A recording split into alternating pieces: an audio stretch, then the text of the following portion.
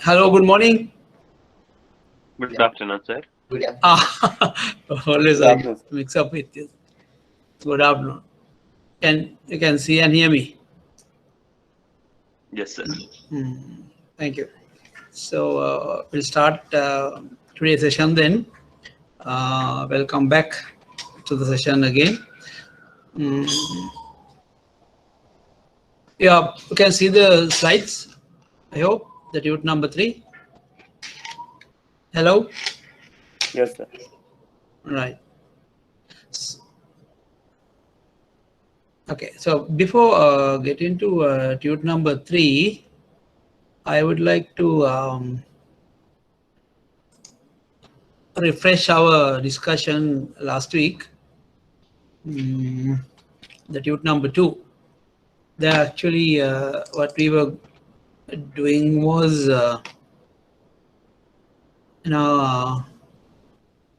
you remember what we have done, what we did last week?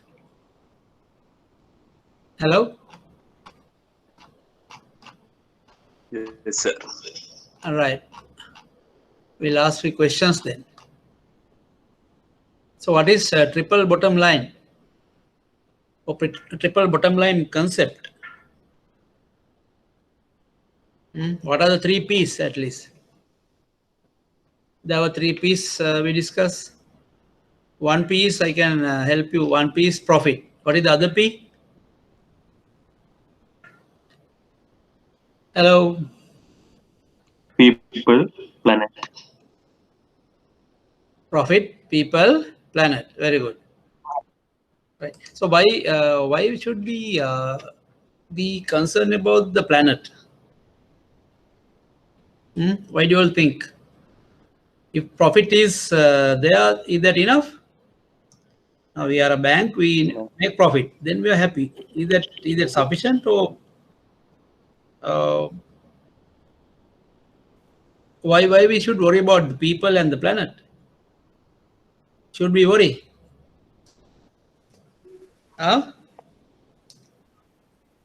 Should we worry or not? අපි worry වෙන්න ඕනද මිනිස්සු ගැන planet එක ගැන? Yes. Why? සිංහලෙන් කියන්න කමක් නැහැ. පුළුවන්. අපතර දෙන්න ඕන නම්. You know, I didn't want to talk to you all in Sinhala because this is a program in English. But ඔයගොල්ලෝ හිතනවාද මම මේ සිංහලෙන් මම explain කරන්න ඕන කියලා? සමහර දේවල් සමහර වෙලාවට ඕගොල්ලෝ කතා නොකර ඉන්න පුළුවන්. ඉංග්‍රීසියෙන් ප්‍රශ්න අහන්න, ඉංග්‍රීසියෙන් උත්තර දෙන්න වෙන හින්දා. There's nothing like that. මොකද අපි මේ subject එක ඉගෙන ගන්න ඕන. But you can definitely answer in English, that I know. But the discussion can be in Sinhala, English, both. It can be a mix. Neither. That is okay, no? Hello?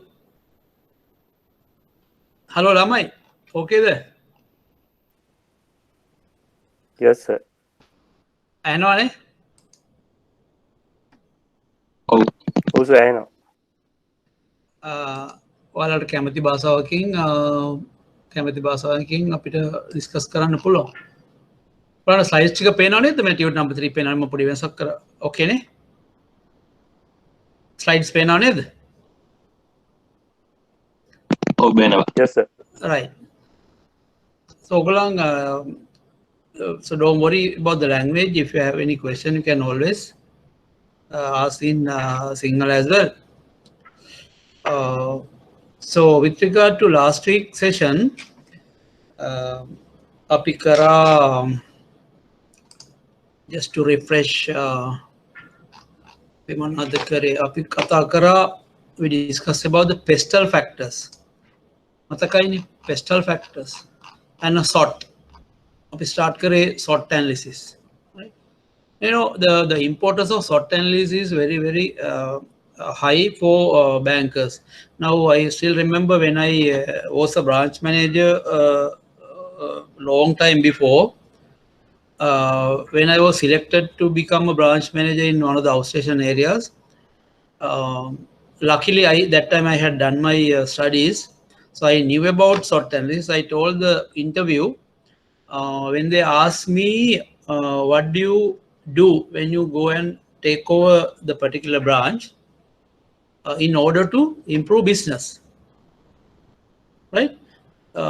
So I actually answered them with the usage of SWOT analysis. When you go to a branch, whether it is a new branch or a existing branch, whether it is a new bank or a existing bank, a new business or existing, whatever it is, SWOT analysis is very, although it's very simple model, it is very useful technique. What you do in the SWOT analysis is, first you look at strengths and weaknesses, which are internal and controllable factors, right? And yes. Screen එක දාන්න ඕනේ. මේ එතකොට සර්ගේ video එකේ අසලට අවශ්‍ය වෙලාවට පෙන්වන්න පුළුවන්.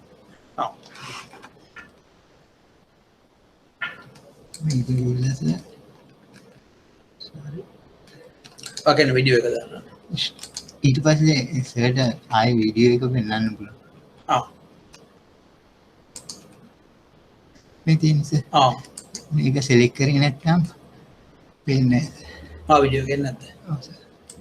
කෂයා කරනවා. දැන් හරි.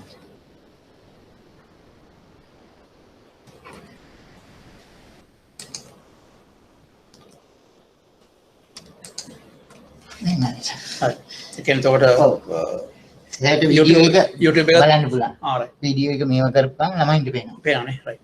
Okay. දාන්න ටියුට් එක ඕකේ පේනවා. හරි. හරිනේ ඔයාලා ටියුට් එක පේනවනේ දැන් ආපහු නේද? hello. වෙනවා. පේනනේ right. okay. එතකොට අපි SWOT එක ගැන කතා කරලා හිටියේ. SWOT analysis is a very important technique. Practically, I have used it as a banker. Now you all are given various opportunities when you get a promotion. The board or the panel will ask, how do you plan to improve business in a particular branch or particular department? So it can be a division, it can be leasing division. You are put as the head of leasing division. It can be housing loans division, home loan division. You are appointed as housing loan division head, or any other business, pawning business. So like that, whether it is a product or a branch or a business unit, wherever it is, you can apply this SWOT analysis model beautifully, and it's very practical. So what you do in the SWOT analysis, as I said, you look at strengths, weaknesses, which are internal factors that can be controlled by us, because strengths we can improve, weaknesses we can reduce, and opportunities and threats, remember, are uncontrollable, because you can't control opportunities. No, they are coming anyway from the market, from the industry, from the environment. No, now it's a and there are threats also. Unavoidable. No, now say this pandemic, can we control? No, we didn't know until it's coming. It has come and hit us so heavily. So what we can only do is we can take some actions to minimize the impact. And sometimes remember, these threats that are coming from the environment can be turned or converted into opportunities. Now, a lot of companies today have used this threat of pandemic to their advantage. Don't you think so? Especially in the recent past, the IT companies have double, triple their business volumes. Yesterday, I was talking to somebody at SoftLogic Computers, and previously I was talking to some singer guy. Their laptop sales, and the all electronic equipments like cameras, other accessories which are required for online education, online meetings, and all that. have tremendously the volumes have improved. So the sales have magnified now in many times. And also IT business, all these people who are promoting or handling or offering Zoom technology, the Microsoft Teams, and there are some other models also. So they are making billions of money. And the home delivery companies like Domex, FedEx, DHL are making billions of. So for some people, due to their nature of business, the pandemics can be, so the threats can be opportunities for them in the business. And opportunities, when you take the banking example, when you say you are appointed as a new bank manager in a particular location, so there should be some opportunities which your previous managers or previous people have not capitalized or tapped. So what we are doing at this SWOT analysis stage is you are assessing the opportunities that are there. You understand? So that is what is important. So every aspect in this analysis is important. And strengths, what are our capabilities, what we are good at, weaknesses, what we are not doing well, maybe our customer service at the branch level, our product delivery time, and various other things, even the appearance of the branch.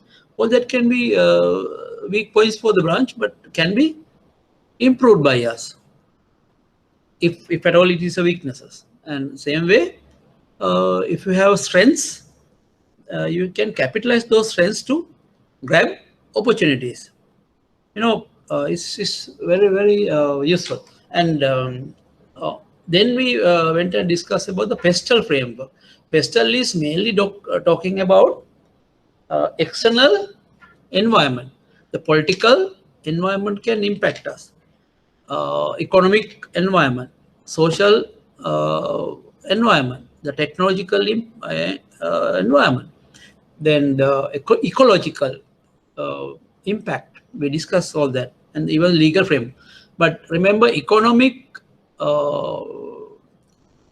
legal, and political are all connected, because when the political situation or political leadership of the countries change, economic policies will also change according to the particular government policies. And mostly even the legal policies or legal framework also can be changed according to the new government policies, like tax laws and various other customs laws, and judiciary system. All that can be new legislations can come according to the government policies.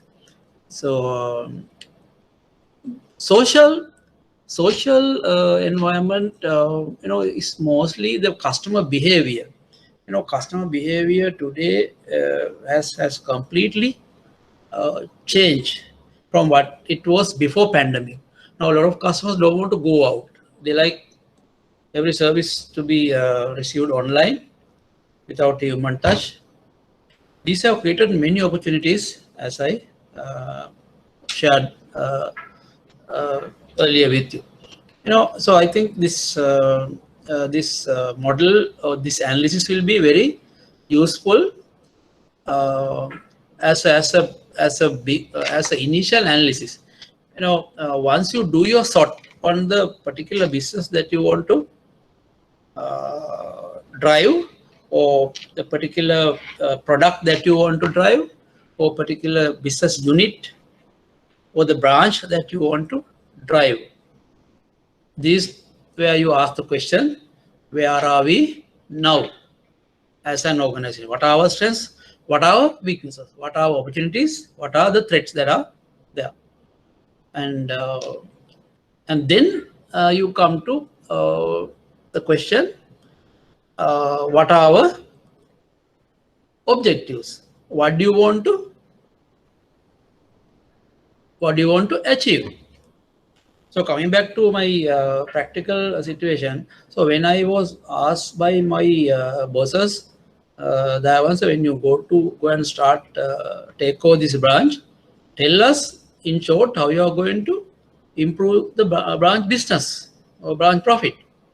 Then I told them I do a sort, which where they got very impressed.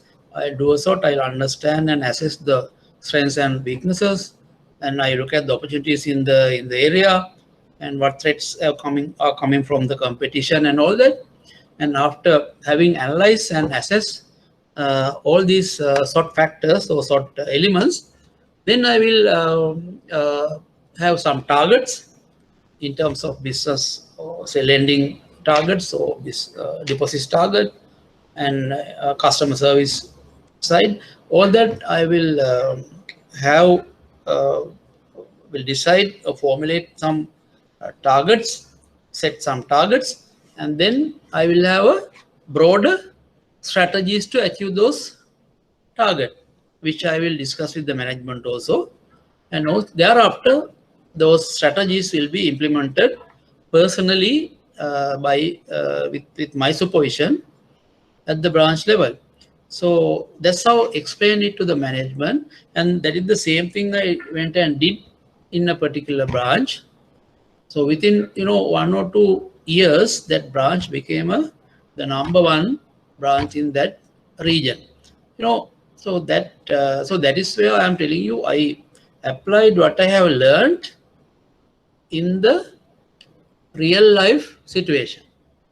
So I am asking you all, I am telling you all this, what you learn here, you should be able to apply in real life. Otherwise, there's no point of to learning this. That's why I asked you even at the beginning, please try to understand every concept that we are discussing. If you have any question, please ask.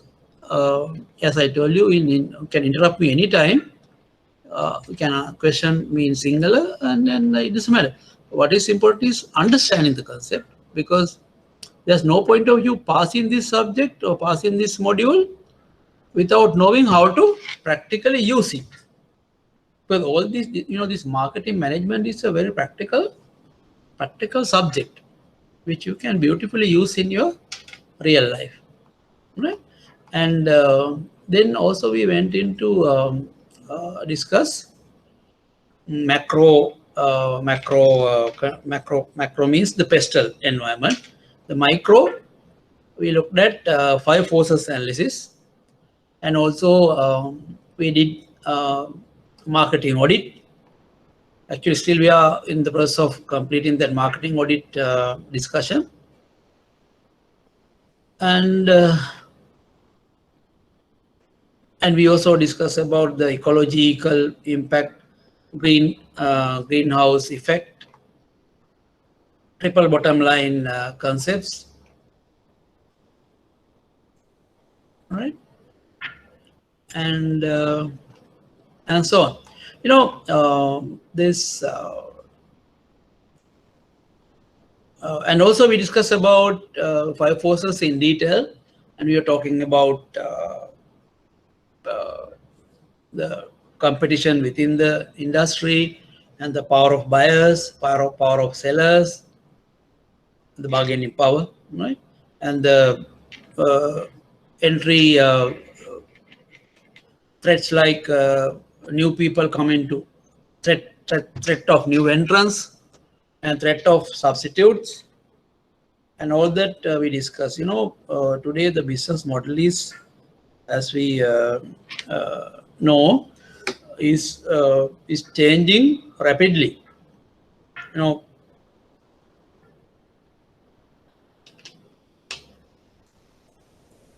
lot of especially the banking industry now changing rapidly due to technological advancement and social changes. The pandemic has also changed a lot as to how we operate in the market, and the humans are being replaced by machines now, we discussed about this robotic process automation, RBA. It's a new concept. Artificial intelligence. It's a new concept. All these new concepts have made banking industry more and more efficient, more and more cost effective. You must be experiencing all this now. And your business, the way you work in the bank is also now changed. Now you may not be, some people may not be going to work every 5 days. Maybe some people go several days and some people work from home. It's a complete change. You have never heard of it. And yesterday, one bank manager was telling me now his expenses, household expenses have reduced a lot because he has no transport, because mostly he's working from home. He's working in a department in a bank, and he says, "Oh, I don't have to buy stuff, buy shirts, buy other dresses. My transport cost is now no more." You know, this has done some good things also. Expenditures have been reduced. The people spending powers are now increasing. They can spend money on other things now. Money on studies, and some people are studying online. Various new courses are being followed. You know, the model has changed. So very interesting. And also we discussed about this integration, backward integration, forward integration. I think you are familiar with that word now. You know, forward integration is where supplier become manufacturer. Backward integration is manufacturer going back to become a supplier of material or producing material. And banks are getting, or banks and finance companies are getting integrated, which we call horizontal integration. So, for example, in the recent past, you had Bartlett Finance and Orient Finance becoming one. They got horizontally they merge, and they become one company. Now they go as the Orient Finance. And recently, Associated Motor Finance and Arpico Finance got together. Now they are amalgamated, and they will now name of the company will be Associated Motorways or Associated Motor Finance. And there's a story within few months or so. HDFC will merge with some rural development banks, state mortgage banks. These are all horizontal integrations, right? And you remember by telling you now this, when they integrate, their control of the business become very strong. So that is the advantage, and the organizations become very big. So when also remember when they integrate, they can the same businesses can integrate. Even different businesses can form a conglomerate. Say take John Keel's is a conglomerate. They have various business lines, but under one holding company. They are called conglomerates. So that's another way of integrating different type of business together and become one holding company. Now, Valuable One, they have tile business, they have Sampath Bank, they have LB Finance, Valuable Finance, Singer Finance, all that come under Valuable One holding company under Mr. Dhammika Pera's ownership. So these integration stories are very, very interesting. Globally, this is happening in a great extent. Suddenly, overnight, banks become big. They go and take over smaller banks and horizontally getting integrated. even in today's context, central bank also now promoting all the finance, smaller finance companies to be consolidated. So we can see in the future some finance companies getting together and make a bigger finance company. So this is about integration. Integration can be, as I said, vertical integration or horizontal integration. So that is how I summarized the last week discussion. Okay, let's go to today's discussion.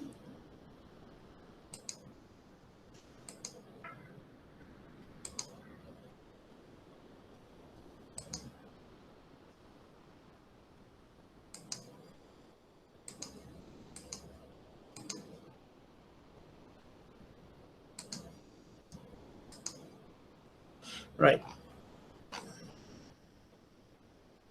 And also I think last week I gave you all my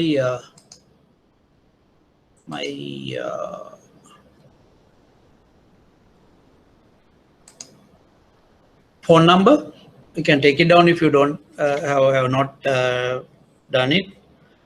0 587 863. My email address is rmpdayavans, all simple, rmpdayavans@gmail.com. You can SMS me, or you can email me anything that you want regarding anything that you want to clarify, and I'll be pleased to clarify it to you. Now today we are looking at we are remember still in the analysis stage. Now you remember the 5 questions that we considered. 5 questions that are related to marketing management. Where are we now? Where do you want to be? How do we get there? What are the best methods to get there or to achieve targets? And how do we ensure arrival, or how do we ensure that we achieve the targets that we wanted to achieve? So 5 questions are that we discussed, and out of those 5 questions, this is the first question.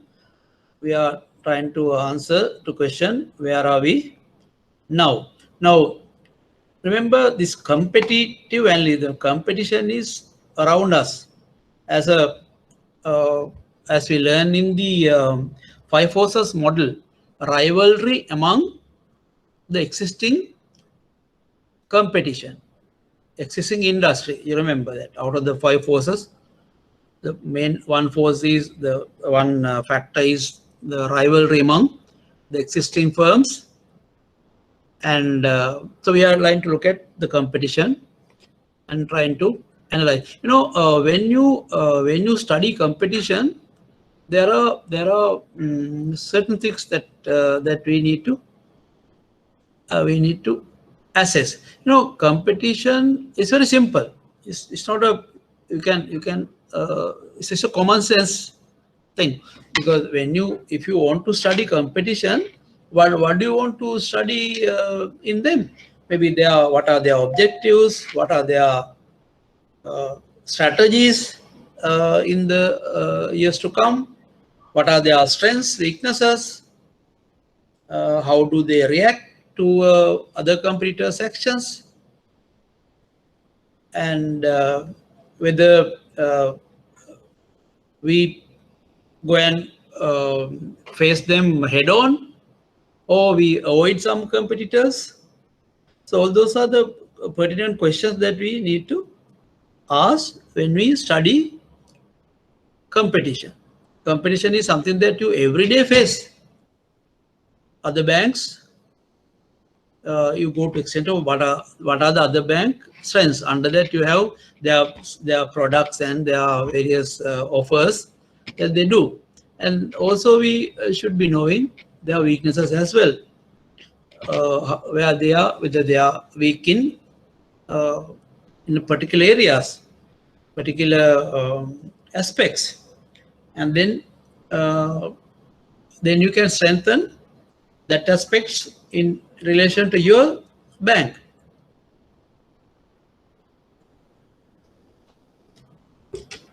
Right?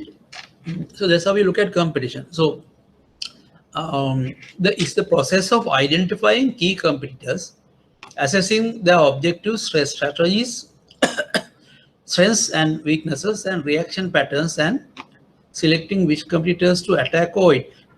Sometimes with some competitors, we don't go and attack face to face because they may be very strong. So if you go and try to attack, then you'll be hit very hardly and you'll be falling down. So such competitors you might avoid. You might not directly go and attack them, but maybe indirectly you can do it. But some players, some competitors, you can attack head on because you may have more strength to attack them directly.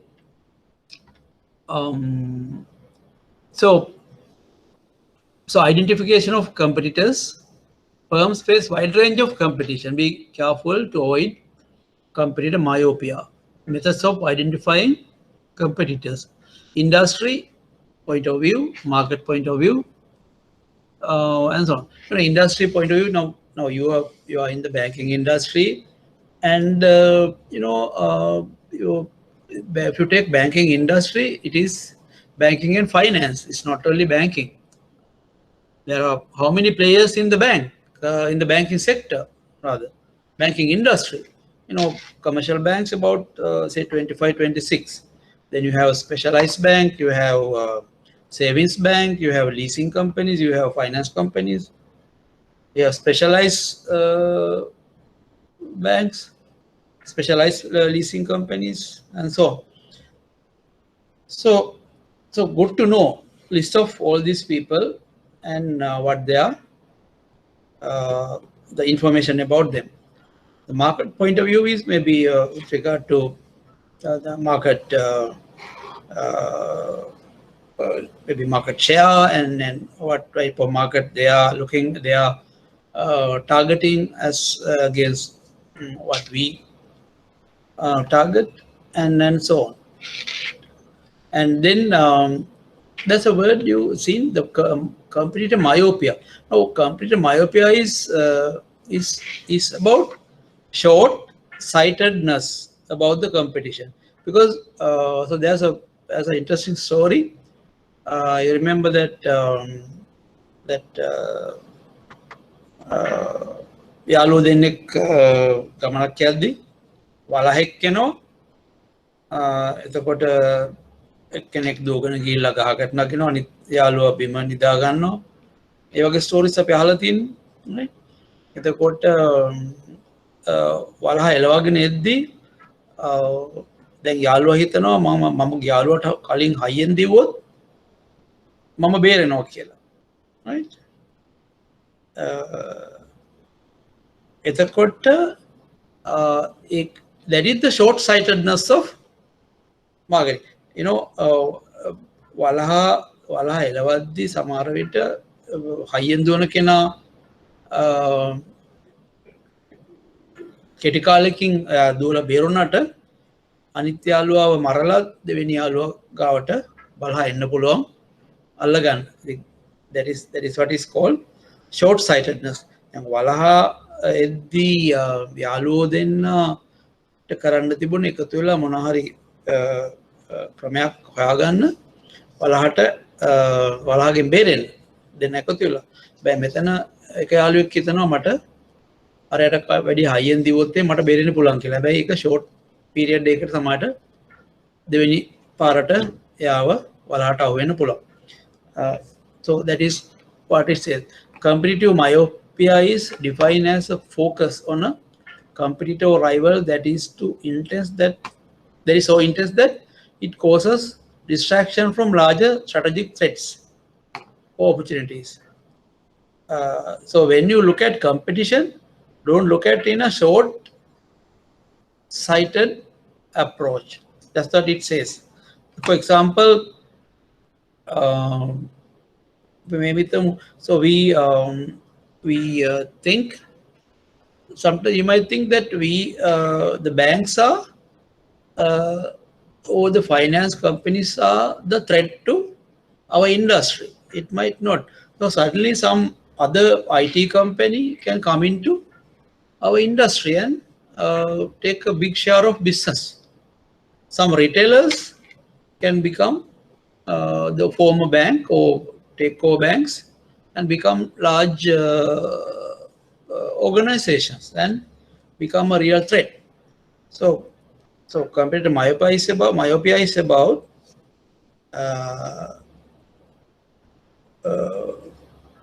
the concept that when you want to understand competition in a way which is not so short-sighted. So to have a holistic view about the competition and have a good strategy to overcome the competition. Otherwise, what will happen is you will be destroyed or you become outdated. So it's about how you should change when there's competition coming in about to attack you. So that's what is called competitive myopia. In assessing competition, determining competitors' objectives, identifying competitors, as I said, strategies, assessing competitors' strengths and weaknesses, benchmarking, estimating competitors and competitors' reactions. So benchmarking. So what is benchmarking? Benchmarking is about process of comparing one's business processes and performance metrics to industry best or best practices from other industries. Dimensions typically measured quality, time, cost in the process of best practice benchmarking. The management identifies the best firms in the industry, in another industry, we are similar processes exist and compares the results and processes of those studied to one's own results and processes. In this way, they learn how well the targets perform and, more importantly, the business process that explain why these firms are successful. So benchmarking is a concept where you compare yourself with the best players in the industry. Say for example, you are a smaller bank in the country and you want to benchmark yourself with another big player in the country and how they do how do they maintain their levels of standards in terms of everything, maybe the product features, the service quality, and various other things, whatever. Then because they are already successful, there are market leaders who are doing their business very well, and if you are just a small player, you will have to compare yourself with the top players in the market and maybe learn from them as to how you could further improve and maintain your standard or gain reach your standard to similar level of the top players, right? So let me share with you a document about benchmarking.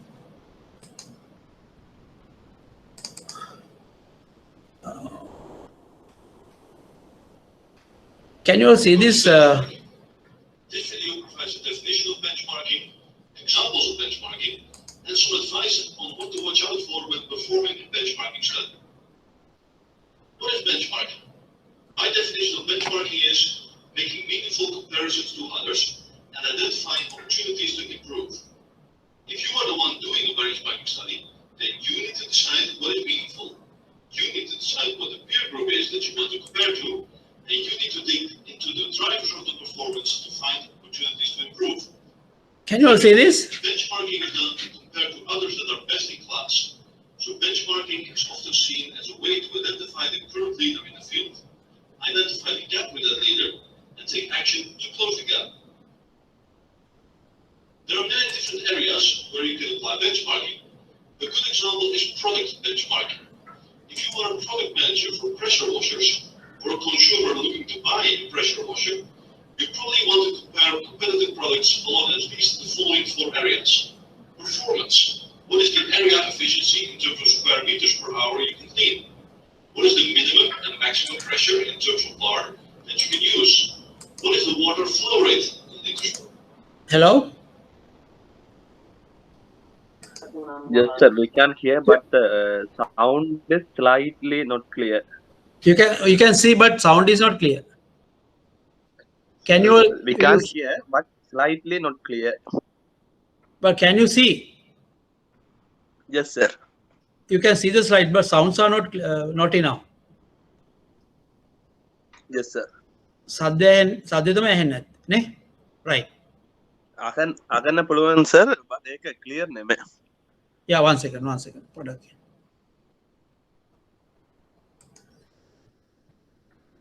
One moment.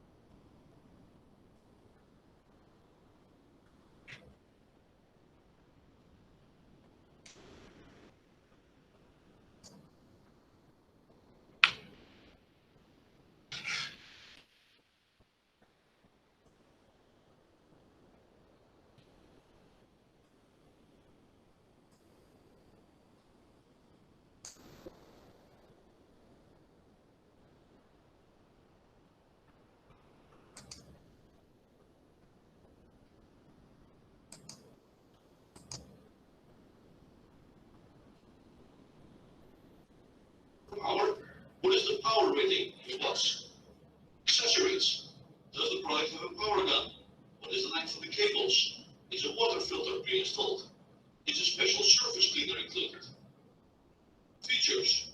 Does the product have a hose reel for easy storage? Does it have a telescopic handle for moving the product around? And last but not least, what is the pricing for the product versus its main competitors, versus basic or premium products in the same range, and versus the value or functionality of the product? If you are a process manager, then process benchmarking may help you to find meaningful comparisons. For example, when analyzing the order to delivery process, you could compare versus relevant peers the time aspect of the process, the quality of the process, or the cost per unit or per period of the process. Many benchmarking studies involve some form of financial benchmarking. For example, you could compare the gross margin and operating margin of your company to others, either in absolute or relative terms. Are your gross margin and operating margin higher or lower than those of your direct competitor? Are your gross margin and operating margin percentages higher or lower than those of a large multinational company like Apple? When doing financial benchmarking, it is important to ask yourself which industry you are in, and whether a comparison within or between industries will be meaningful. What is the size of your company? Do you want to compare to others at the Dow Jones Industrial Average level, or to smaller companies? Which of the many financial metrics or KPIs that you could measure are the ones that are the most meaningful to measure given your strategy and competitive position. Once you have performed a comparison on the level of financial outcome data, what are the underlying business drivers that explain the performance? It is important to understand the context of the numbers and the limitations of applying benchmarking when doing financial benchmarking. For example, in my video on research and development expense benchmarking, I have compared the R&D spending as percentage of revenue for the Dow Jones Industrial Average companies. In the summary graph, I plotted this percentage for the 15 companies with an R&D spend of more than 1% of revenue. But that comparison is not necessarily the end of the benchmarking study. For example, some companies could be doing all their R&D themselves, while others might depend mostly on buying smaller, innovative companies that have developed new technologies. That second strategy would not be reflected in the R&D spending percentage. In addition to that, what does it mean to have a certain level of R&D spending today? Probably today's R&D spending at t equals 0 might lead to benefits in incremental revenue and margin 5 or 10 years from now, depending on the development and commercialization cycle of the product or service. A good benchmarker understands the context as well as the limitations of applying benchmarking. Thank you for watching. This video walks you through a definition of benchmarking, examples of benchmarking, and some advice on what to watch out for when doing benchmarking. If you want to see examples of the definition of benchmarking, examples of benchmarking, and some advice on what to watch out for as benchmarking. My definition of benchmarking is making meaningful comparisons to others and identifying opportunities to improve. If you are the one doing a benchmarking study, then you need to decide what it means. Hello, yes. Kodia? Hello? Yes, sir. Right. So basically the benchmarking is making meaningful comparisons to others and identifying opportunities to improve. So benchmarking can be done in terms of product, the processes, the costing, various aspects. You compare yourself with the main or successful competitor.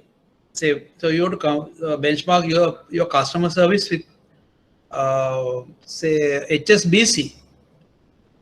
So because you believe HSBC customer service is superior than anybody in the industry, something like that. Or maybe some banks may be very good in IT platforms.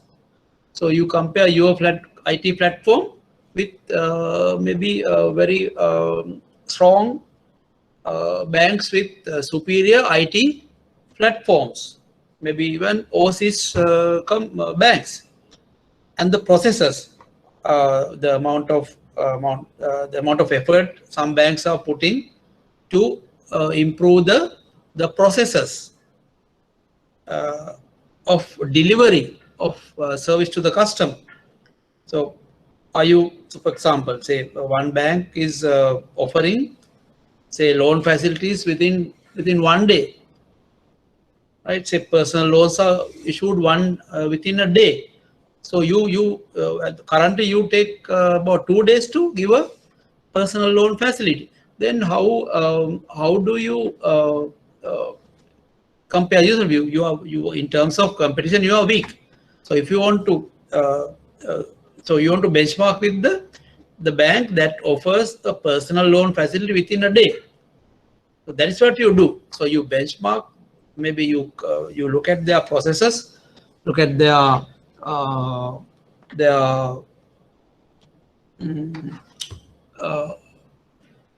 the specifications of the mechanism and all that, and you improve yourself. So in simple terms, remember the benchmarking is a term. It's about making meaningful comparisons to other organizations. It can be banks. It perhaps may not be banks. Say for example, with regard to say customer service or IT platforms, you might even benchmark you with a non-banking organization. maybe there may be companies who are superior in their IT infrastructure, and say some companies like say McDonald's, their customer service is superior, right? Then you might benchmark your customer service in your bank with the McDonald's customer service. Then you can improve your level of operation, level of offering to your customer to a greater level, a greater height. That is the purpose of doing the benchmarking exercise. Right. So getting back to the tune.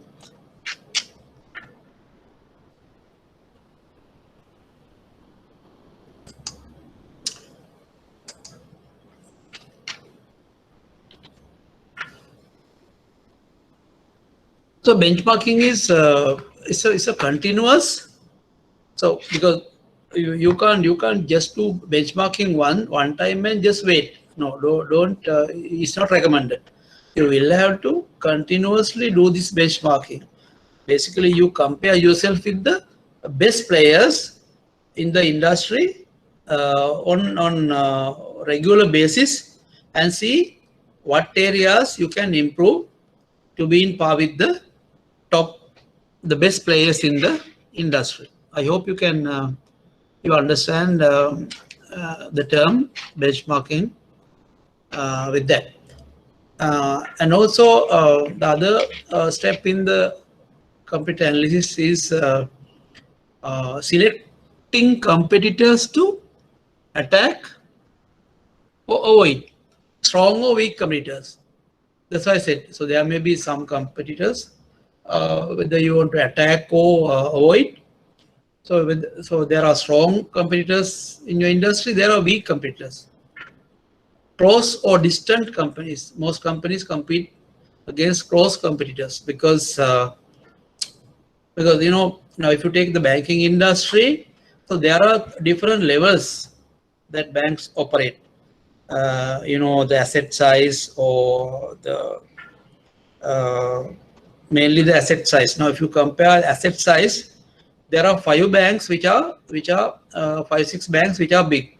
If you take 2 state banks, HNB, Commercial, Sampath. So those are the 5 banks that can be compared. They are close competitors, right? They are close competitors. But if you take NDB, DFCC, Pan Asia, maybe second level, second tier. So no, that's how it. So you might not compare you with a smaller or medium sized player. So no point, because they are a long way to come to your level. And then there are smaller players like Union Bank, the other category, the final category, Union Bank, Amana Bank, and you know, Sanasa Bank, although it's not a commercial bank. So they are 3 tiers. The top tier, where state banks and other 3 large commercial banks, HNB Commercial and Sampath, and then Pan Asia, NDB, DFCC, and so on. And the last one, the Union Bank, Amana Bank, and some small foreign banks who doesn't have a big market share, and so on. So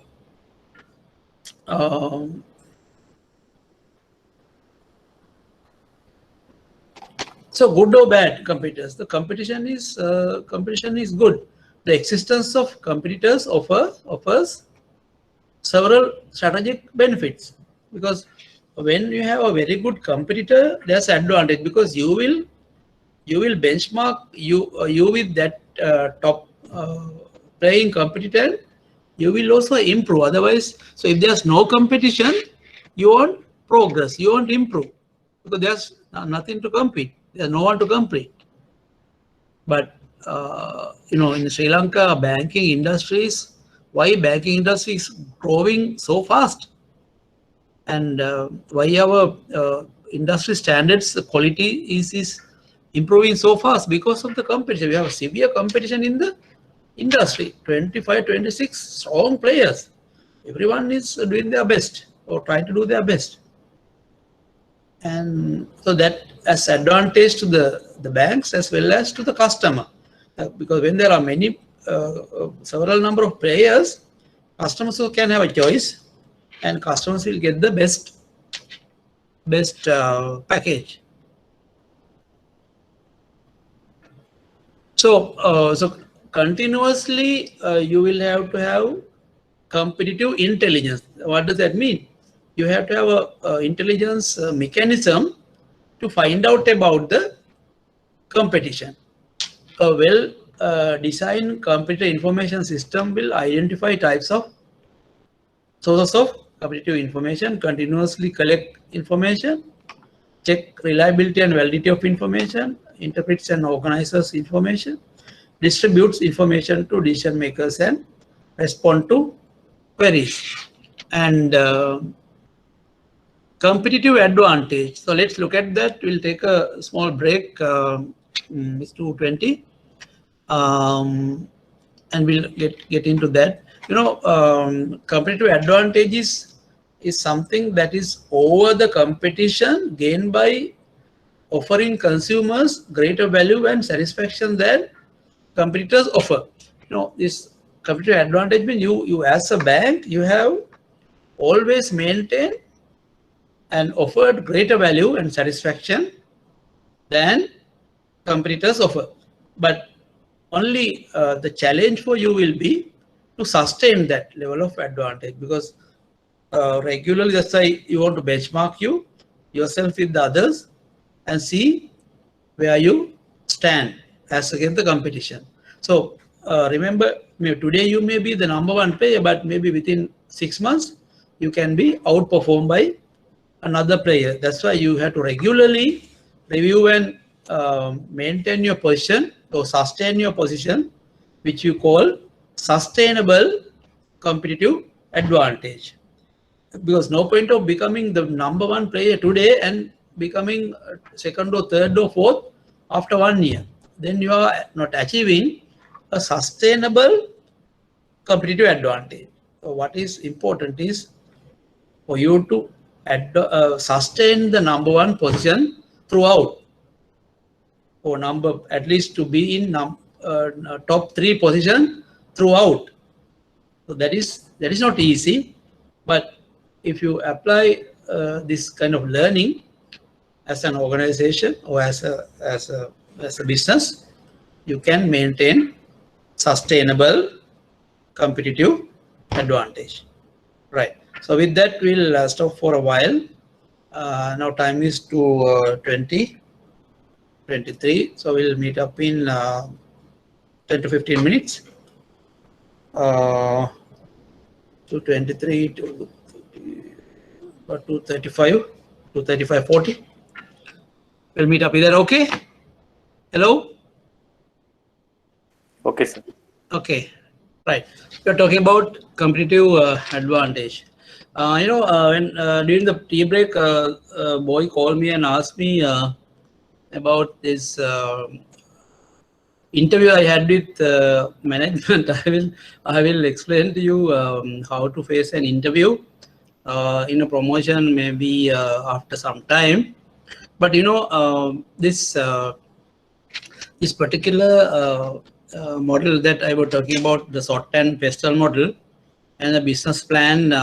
When you do a business plan, these analysis are very important.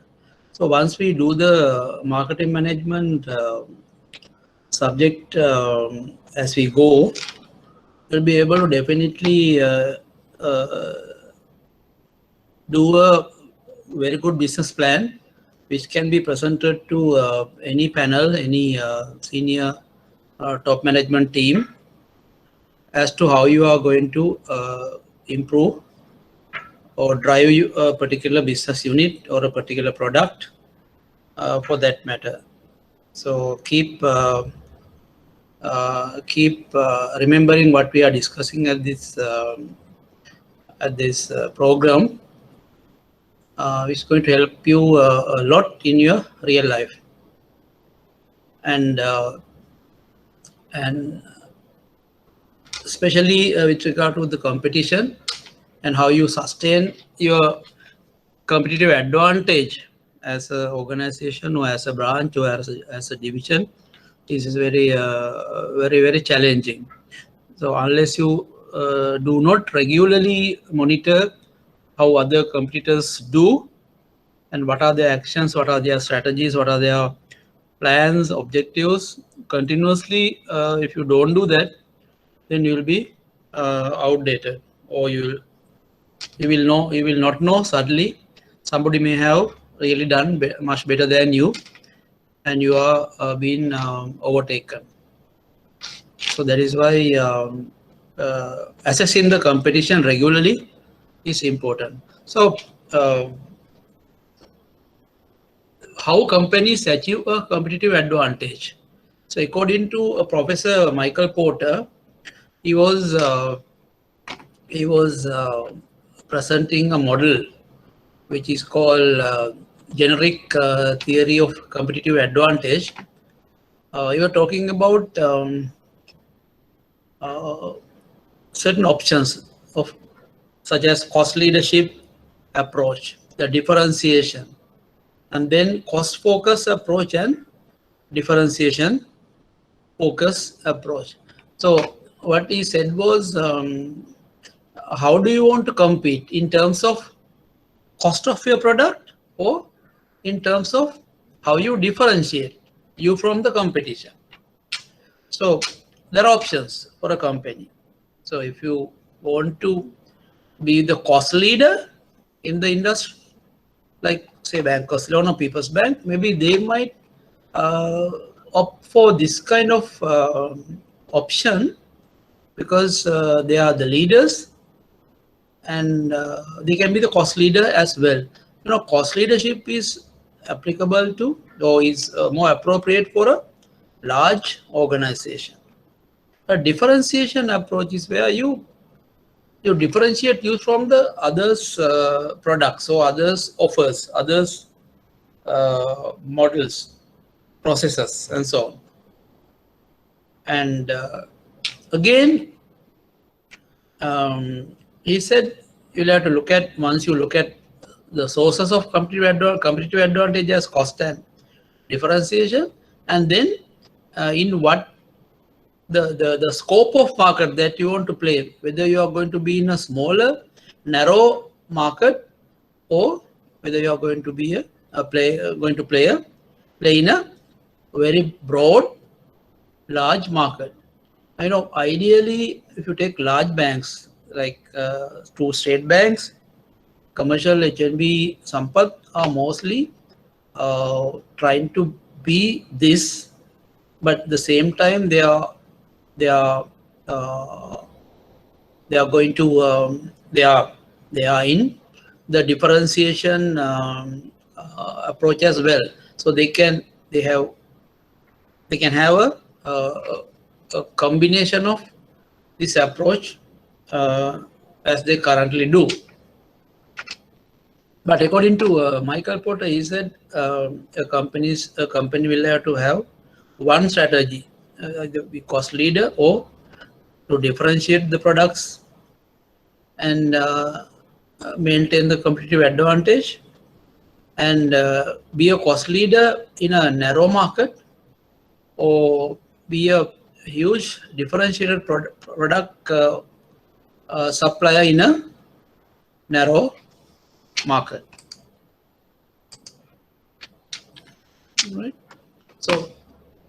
So he said business level strategies are a mechanism for a business to achieve competitive advantage. According to business level strategy theory, there are two types of competitive advantage that an organization must choose between. Cost leadership, ensuring your costs less than your competitors. Then the differentiation is ensuring you are different from your competitors. Right? And there are, he said, there are also two types of competitive scope that an organization must choose between. As I said, it's a broader market serving a diverse large market, narrow market focusing a niche smaller market. Plotting all the above factors onto a matrix gives us 5 generic business level strategies. Let's see what. So, so cost leadership, differentiation, and focus. Cost leadership, as I said, in a narrow cost leadership in a narrow market, and differentiation model in a narrow market. And there's the middle level quadrant as well, which is called integrated cost leadership stroke differentiation. Note that no one generic strategy is better than another. An organization can be successful using any strategy. You need to choose the right strategy for your organization. Choosing the right generic strategy will depend on both what your competitors are doing, the external environment, and also where your strengths lie. Choosing the right generic strategy will depend on both what your competitors are doing and also where your strengths lie. So what it says is you will have to look at your core competencies. What is core competencies? There are your core capabilities, right? So when you so depend on your core competencies, you will select your strategy. Whether say a bank, you have huge bank which has a huge resource base, can easily get into cost leadership because they are so big. So they have the economies of scale advantage. So they can always have a cost leadership approach because their size, they have the economies of scale advantage. What does it mean? Economies of scale advantage is when you are a large operator, you can even whenever you buy anything or procure anything, you can negotiate because you are a large player, and also when you are large, you are operating per customer cost also become smaller because your volumes are bigger. So as a result, you can be cheap compared to other competitors, and through that you can further increase your volumes. A differentiation requires different competencies. Say if you are a very good IT platform, or if you have a very good innovative research and development resources, and you have very good IT based resources, then you can develop some unique products, differentiated products, and through those you can gain your market share. Right? So those are a few things that you need to consider when you select your strategy for growth. So let's examine each of 5 generic business level strategies in turn. Cost leadership model. The strategy is for organizations that want to compete for a broad customer base based on price. A misconception about the strategy is that returns are lower. That is not the case. To maintain above average returns and provide the lower price, the organization must focus on internal efficiencies continually. Common mechanisms to drive costs include establishing rigid cost controls, building state-of-the-art facilities to produce at scale at a low cost. To be effective, this strategy requires your product or service to be standardized. Defensive properties. Cost leadership can help defend your business against porters, fire forces that we learn. Cost leadership means you can still make a profit even after your competitors have competed away their profit. Suppliers. Cost leaders can absorb bigger cost increases before those costs need to be passed on. Buyers.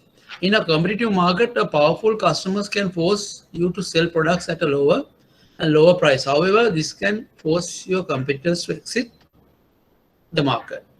If this happens, then your customers lose their buying power and you end up in a monopoly position. New entrants. By operating at scale and with a continuous focus on cost reduction, you create a barrier to new entrants. Substitutes. By selling at the lower cost, you can build loyal customers. Cost leadership example. Amazon is an example of a business using a cost leadership strategy. It focuses on attracting a large number of customers. It keeps prices low by using its vast buying power to buy products cheaply. This is then combined with no physical stores and state-of-the-art distribution facilities to pass these savings on to consumers but still keep margins high. Risk. By being so focused on cost reduction, you can overlook what your customers really want. Rivals may successfully copy your approach. New technology can result in cost reductions that eliminate your competitive advantage overnight. So there are risks also. Now if you take Sri Lankan examples with regard to cost leadership strategy. Take players like you remember when the retailer Cargill's came into picture. What happened? The smaller players, small boutiques or retail shops in the market had a huge threat. Virtually, these small retail shops were being closed because Cargill's has say around now 170 to 80 branches all over the country, and their size is huge, and they buy direct from the farmers because the size they can even have buyback arrangement with some farmers, and the suppliers are based on agreements. They are buying from suppliers direct, and the bulk volumes they buy. That has resulted in Cargill's being able to get material or the supplies, whether it's vegetable or other spices or any other FMCG product at a reasonably low price than the competition. If you take in Sri Lanka, Keels and Cargill's are mostly the cost leader approach. What they deal in volumes, and they may be accounting for more than 80-90% of the retail business in Sri Lanka. All the small retail shops in small towns have a smaller share. And if you take the banking industry, take banks like People's Bank, Bank of Ceylon, because they are size, so they are having more than 600-700 branches each one, and they are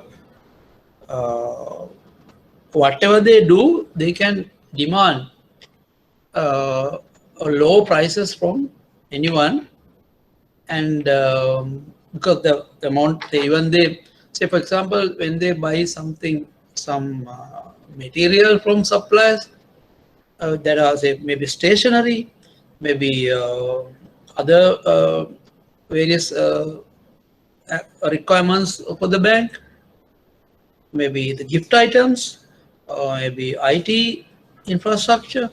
or building material, technical services, then cleaning services, security, all that you can negotiate a very low price because they are the size of the amount, the volume they deal with are huge. So you understand. So as a result, so they are big. As a result, they achieve economies of scale advantage, and then they are able to reduce their operating cost to a very lower level, and that is helping them and supporting them to become cost leader or achieve the cost leadership approach. So, so that's how it works, right? Then look at the differentiation strategy. The strategy is for firms that want a broader customer base based on their uniqueness. Typically, firms with this strategy will focus on building unique features to win in the marketplace. They also usually charge a higher price to their customers to offset the cost of being unique. So their strategy is you offer unique products or unique features. So because of the uniqueness of certain products, the product may be very high in price. Right now, in the recent past, you would have come across this premier banking. Now it's a differentiation model because you now you have premier centers, VIP centers, and there are also service levels are unique, service levels are specialized. Best people are working in best staff are working in these places. Service delivery is superior. The timing, the amount of effort they are, time they are taking on each customer is very personalized, right? And also this differentiation strategy can work for some IT based products like some software which they make can be very expensive, but still people will buy because those software has unique features. So let's further go into this. So common mechanism to differentiate include superior quality, customer service, design, uniqueness, and so on. Defensive properties. Differentiation can help defend your business against 5 forces. How do you do? Rival brand loyalty and uniqueness can prevent competitors from taking your market share. Now, when you have a unique product, the brand loyalty will be maintained, and uniqueness can prevent competitors from taking your market share. Now take product like Gillette or Apple, unique products. Even there are competition from various Korean and Chinese players. So there are many customers who are brand loyal because of that unique features they offer. Suppliers, your higher price means you are better able to absorb cost increases. Powerful buyers have limited scope to force price reductions because they can't get what you offer elsewhere. So because of the uniqueness of, say, Apple or Gillette, the buyers have no choice. Buyers will have to anyway buy because there are no other place to buy this level of unique product.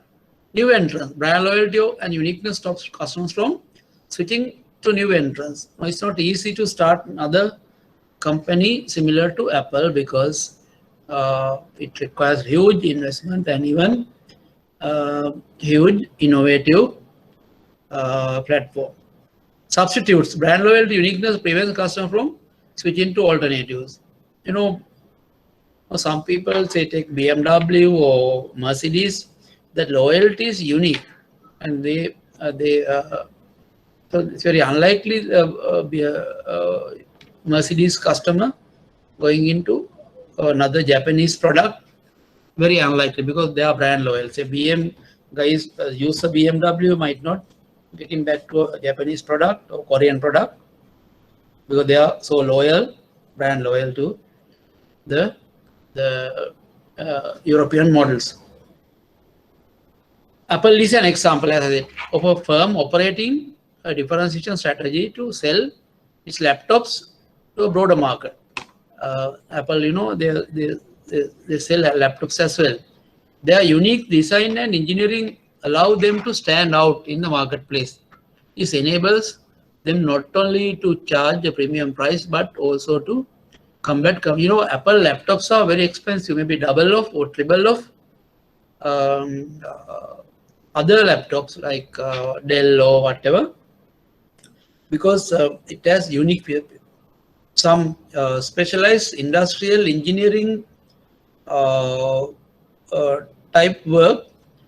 Professionals are using Apple laptops. They have because unique engineering, unique design to support that kind of highly sophisticated applications. Risk. Your customers might decide that your uniqueness is not worth your price. Competitors could imitate some of your unique features, causing you to lose some of your uniqueness. That can happen because sometimes, you know, some companies, even Apple, certain features are now copied by Samsung and some Chinese and Japanese products. So that risk is there, but some European models have been able to maintain or sustain their competitive advantage despite huge competition coming from other competition. Focus cost leadership strategy. So that's the third one. The organizations compete on price but also stand out because they focus on serving a niche market. Common mechanism to adopt a focus cost leadership strategy include focusing on a small group of customers.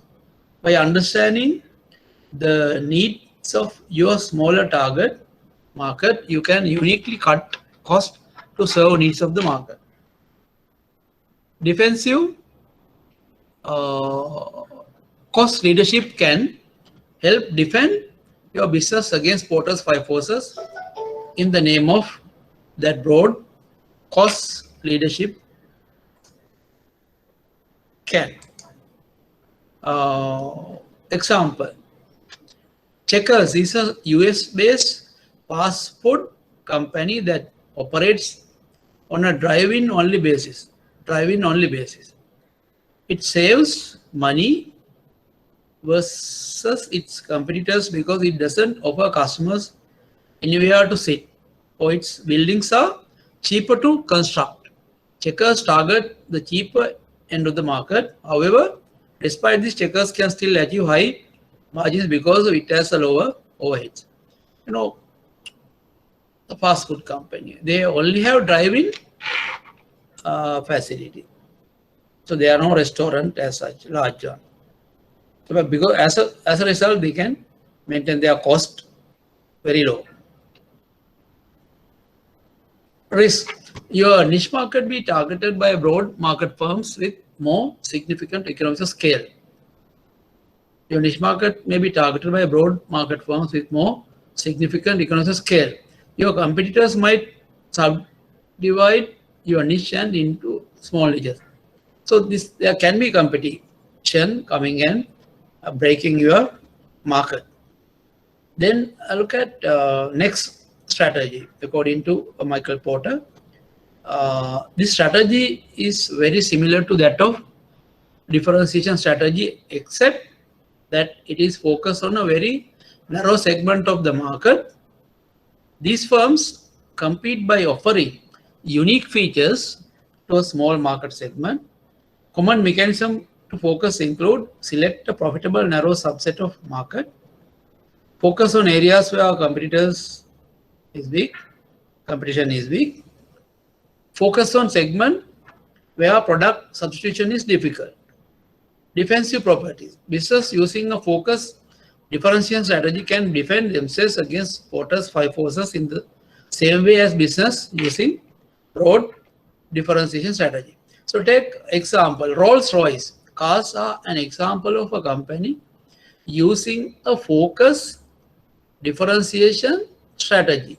Their cars are synonymous with prestige, quality, and engineering excellence. They are premium price and focus on a tiny subset of global car market. Risk. Your niche market be targeted by broad market firms with bigger economic scale. Your competitor might subdivide your niche into smaller. Rolls-Royce you have heard of. Rolls-Royce cars are not made in large factories. They are mostly handmade. Certain components are handmade to maintain that uniqueness. But they may be selling very few number of cars for a year, but very expensive. So it's a differentiation focus approach. Now there are similar cars like very expensive models you have heard like Aston Martin and all that. So they are very expensive. Maybe even take Rolex watches. It's a differentiation focus. Not everyone wears a Rolex watch because it costs millions of money to buy a good Rolex model. Right? So the final thing is the mix of cost leadership and differentiation together. This strategy involves producing low-cost products with differentiated features. This strategy is about simultaneously focusing on two diverse or competitive advantage, cost and differentiation. This type of strategy is often called a hybrid strategy. So if you take Sri Lankan banking, and we have examples, some examples given here, Southwest Airlines, and there's a US-based domestic airline, right? Southwest Airlines providing cost leadership by only using a single model of aircraft, Boeing 737, using unique minor airports, cheaper minor airports, not providing meals, like a budget airline having a short 25-minute turnaround time. It provides a level of differentiation by focusing on customer satisfaction and to make the experience of flying fun. So it offers cost advantage and differentiation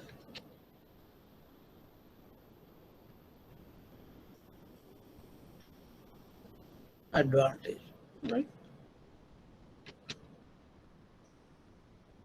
Another example is IKEA is a Korean furniture manufacturer. They have invested in own designers to achieve this. It also sells its products at low price. It invests in automation and logistics to do this. Now, going back to this generic model of competitive advantage, so companies can focus on cost or become differentiation focus, and either they can operate in a narrow segment or narrow market or a broader market. So mostly if you take Sri Lankan banks, cost leaders, and smaller, there are maybe some small players like HSBC. They are more into differentiation or differentiation focus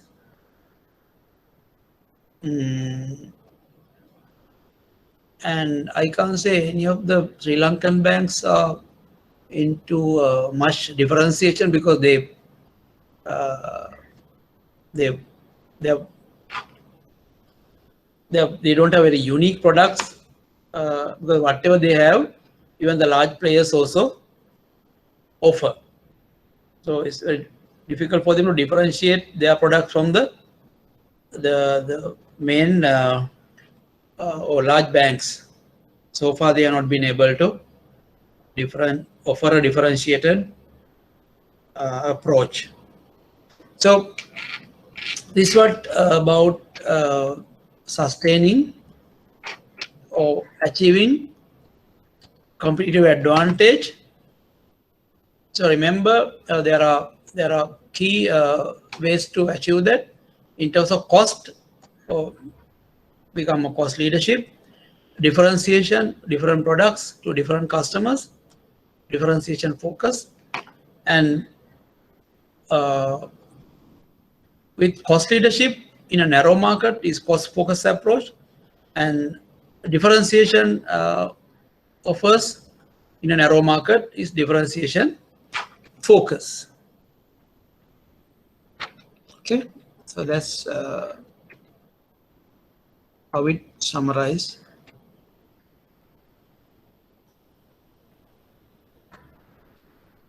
This we all went through.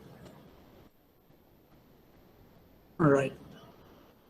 So this is how you can, in the diagram below, you can see all our examples mapped to the previous diagram. So Amazon, as we said, is a large player. They can buy large volumes from suppliers. Now they say for Amazon, so there are no, Amazon is a online company. There are no stores, but they are one of the biggest retailers, online retailers in the world, Amazon.com. So because their size, they buy large quantities of stuff or material from or products from suppliers, and they can maintain a high price. The low price always. Then Apple comes with a differentiation approach. Then Checkers, I said the food, crazy good food, says they have only drive-in facilities. Customers can go in a vehicle and buy the stuff in a drive-in approach. And Rolls-Royce, the car, unique, very differentiated, differently designed cars. IKEA, as I said, is a global furniture maker with different designs. They are in the middle of this cost differentiation focus. And there's another competitive strategy that was introduced by Trichy and Wiersema. It's called basic competitive strategies, value disciplines. So he said, these two, Trichy and Wiersema, said companies can have another. There are actually three approaches they also brought in, maybe a little similar to the previous approaches that we discussed. One is they said, okay, companies can offer superior value via price and convenience, which is called operational excellence approach. And other one is companies can offer superior value by means of building strong relationships with buyers and satisfying needs. So customer intimacy approach. Then superior value by way of product innovation, product leadership. Right? So actually these people are the students of Michael Porter, after Michael Porter brought in the previous model that we discussed about the cost leadership, differentiation and differentiation focus and cost focus. These people also brought in something little similar to it, which has which they where they present. There are three approaches for companies to gain competitive advantage. They can be operationally excellent, they can be customer intimacy companies, or they can be product leadership, company with product leadership. So what does it say? Basic competitive strategies, value discipline by Tracy and Vesma. In Harvard Business Review article, this leading companies focus on an excel at one, meet industry standards on the others. Operational excellence, lean and efficient, low price, convenience. Customer intimacy, target customer knowledge, service and relationship focus. Product leadership, innovation, continuous stream of leading edge products. Right? Let me share with you a little clip that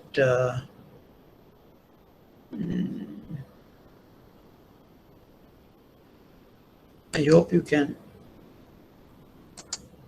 be able to read it.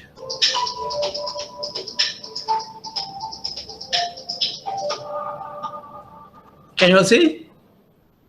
Hello? What is a value chain? A string of collaborating players who work together to satisfy market demands for specific products or services. It's called a value chain.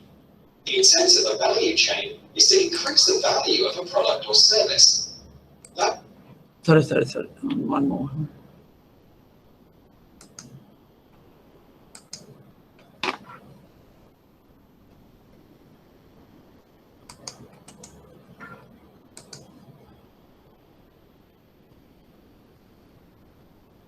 Welcome to this web seminar of the value strategies. Tracy and Weersma.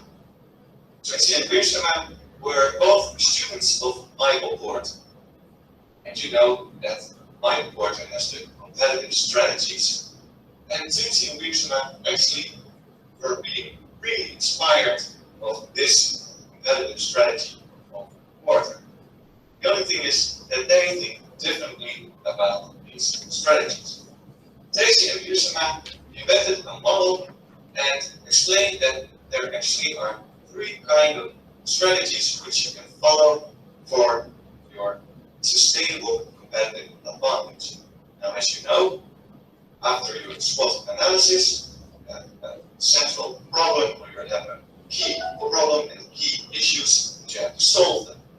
Can be solved either by Michael Porter, the motion strategy, Tracy and Weersma, even unsolved. And Tracy and Weersma invented the following. They say there are three types of activities which you can excel in. Make no mistake. Plus, Michael Porter says you have to choose one strategy that you have to really hold strong to this type of strategy. Tracy and Weersma actually say no. All the three types of strategy that we mentioned are need to be a basic core in that company, but there is one in which you can excel, or you need to excel to maintain your sustainable competitive advantage. Let's have a look at three of them. First of all, operational excellence.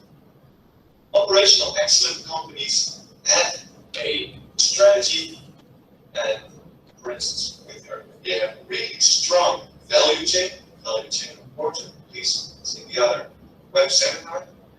If you have a really strong value chain and a really proven value chain, then this will result in lower costs. Bear in mind, and please don't mix up the cost leadership strategy of Porter with the operational excellence strategy of Tracy and Weersma. These two are totally different. Tracy and Weaves explain in a book that the operational excellent company has a cost efficiency program. They try to lower costs, and this is for the benefit of the customer. For instance, Toyota, for years and years, Toyota uses an operational excellence strategy. The same goes for car manufacturer Skoda. So you get a really good quality for your average price, or not a really high price. Well, Mercedes or BMW have a high price, high quality. Quality of a Skoda and Toyota is also really good or reasonable, and the cost benefit that you have because of this company, which works in an efficient way, operational excellent way, cost benefits are being translated to the consumer. So that's a strategy that you can follow. Second strategy is product leadership. Product leadership, the word actually explains it, is a really, really perfect product. A product which really distinguishes itself from other products. There has been a lot of discussion, but I think that Apple really has a product leadership strategy. The products of Apple really distinguish themselves from other phone manufacturers, for instance, Samsung or HTC or whatever. The products of Apple are really different in the eyes of the consumer from other products. You can see that Tracy and Weaves are being inspired by Michael Porter because the differentiation strategy of Michael Porter kind of looks the same or has the same explanation as product leadership. Now, the last one is customer intimacy. Customer intimacy, the easiest way to think of it is no is no answer. So you do everything for your customer, everything. So that obviously goes with a higher price. Service is outstanding. The quality is outstanding. Everything is perfect. For instance, Singapore Airlines really has a clear customer intimate strategy. If you are using the customer intimate strategy, money is no problem.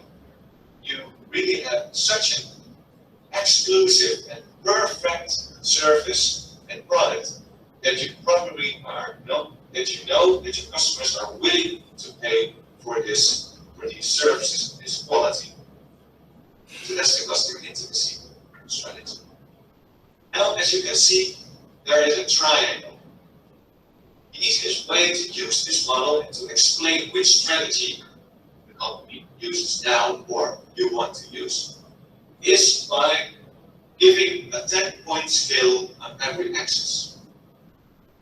As I started this seminar, Tracy and Weaves explained that every company needs to have a minimum on every axis and has to excel on a certain one. So, for instance, if you are Singapore Airlines, you can imagine that you have a perfect product. So maybe you reach the 4-point scale, the 4 on a 10-point scale, and that you also have quite an operational excellent company, but it's not necessary. Maybe you score a 2 or 3 on a 10-point scale. Plus the customer intimacy skill, you can choose on which part you want to excel. For instance, Singapore Airlines maybe 8, 9, or even 10 on a 10-point scale. Really try to maximize your customer intimacy strategy. You should go to the 10-point scale or near to the end. Now, Tracy and Weaves call this a value strategy. To put them all together, you have the value strategy of Tracy and Weaves. You have the competitive strategy, of course. You have the growth strategies of console. And then you have the blue ocean strategy of Joking and Malcolm. And obviously, there also are different strategies like a takeover or a collaboration between businesses. But if we talk about strategies which you can follow, that means type of strategies. I hope I explained to you more about the Tracy and Weaves model. Please take your text.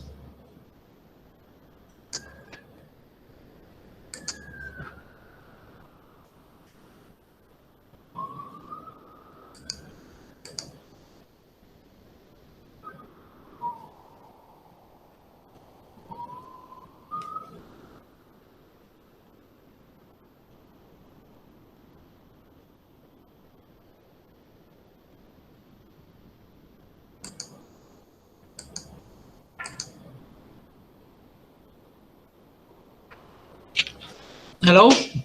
You're back? Hello? Can you all hear? Hello, boys? Yes, sir. Yes, sir. Yes, sir. Right, you saw the presentation? Hello? Could you hear? Hello? The clip I played, did you see? Yes, sir. Right. So was it clear? So what was he saying now? The presentation said the companies can either be operationally excellent or customer intimate or product leadership. The examples he gave is Toyota. For example, Toyota can give a car with very good features at a low price. Why? Because they use all advanced models.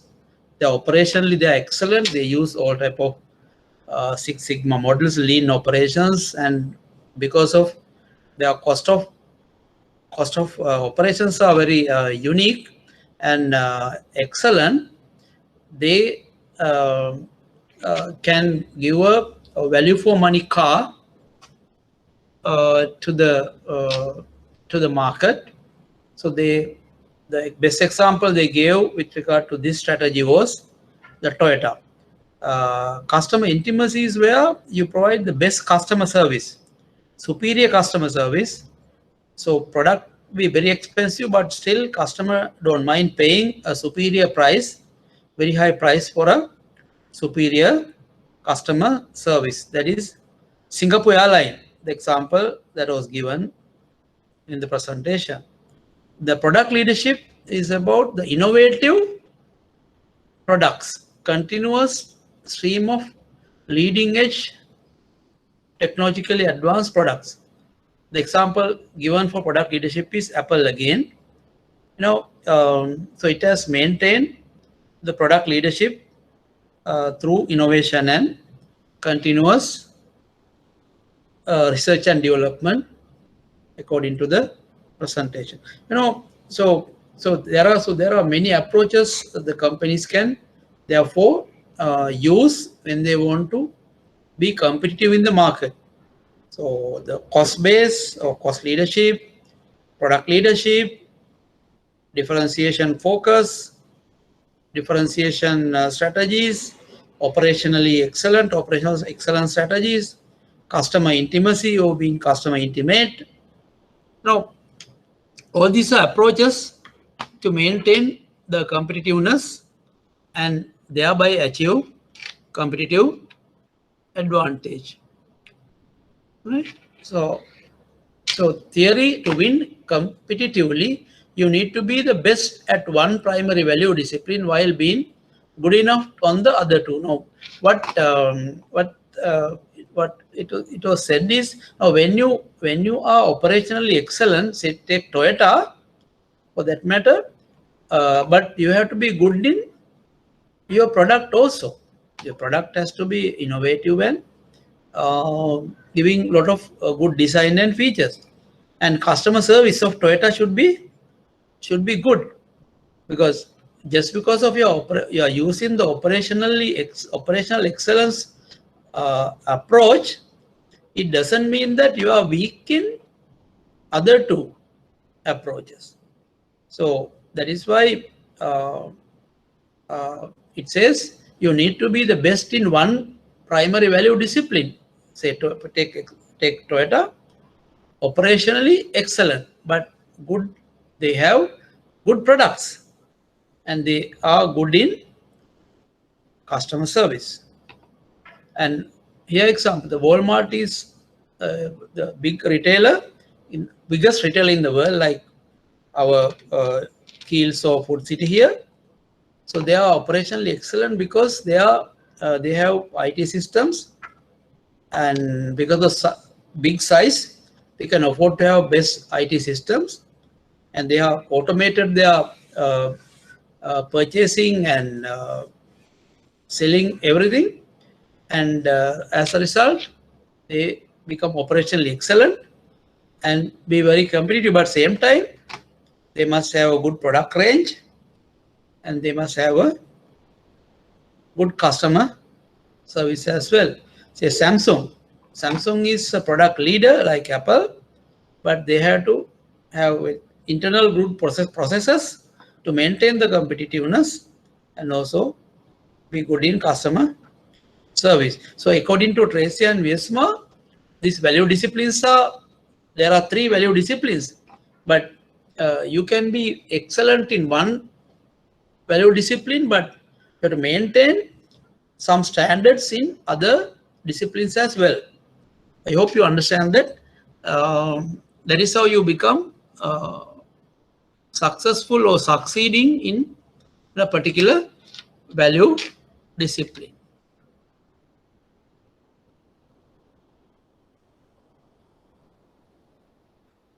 Right, the same thing that repeated in the same explanation. Operational excellence finally is automating manufacturing processes and work procedures to streamline operations and reduce cost. Customer intimacy is providing a unique range of customer service to personalize service and customer products to meet differing needs. Achieving premium market product leadership is achieving premium market prices to the experience created for customers. Achieving premium market prices due to the experience created for customers. So all these 3 disciplines can be used by a company, maybe depending on their core competencies, as we said, and maintain competitiveness in the marketplace.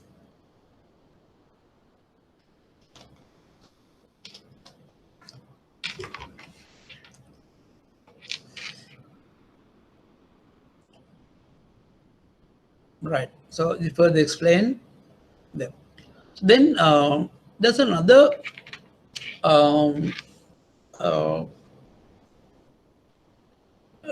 thing to mention about this competition. You know, may have heard in the market there are market leaders, there are market challengers, there are market followers, there are market niches. You know, these are the competitive positions that can be taken by organizations to maintain their competitiveness. Expanding the total demand, finding new users, discovering and promoting new product users, encouraging greater product usage. These are the strategies of market leaders. Protecting market share, prevent or fix weaknesses, fulfill value promise, keep prices consistent with value, build relationships, continuous innovation, expanding market share, profitability rises with market share. Now these are now if you take state banks, are the market leaders in the banking industry.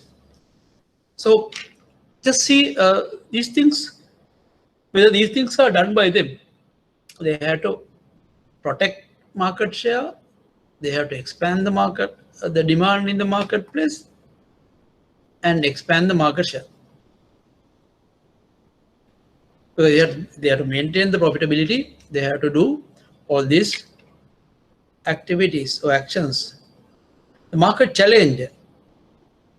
Market challenger is challenge the market leader, high risk but high gain.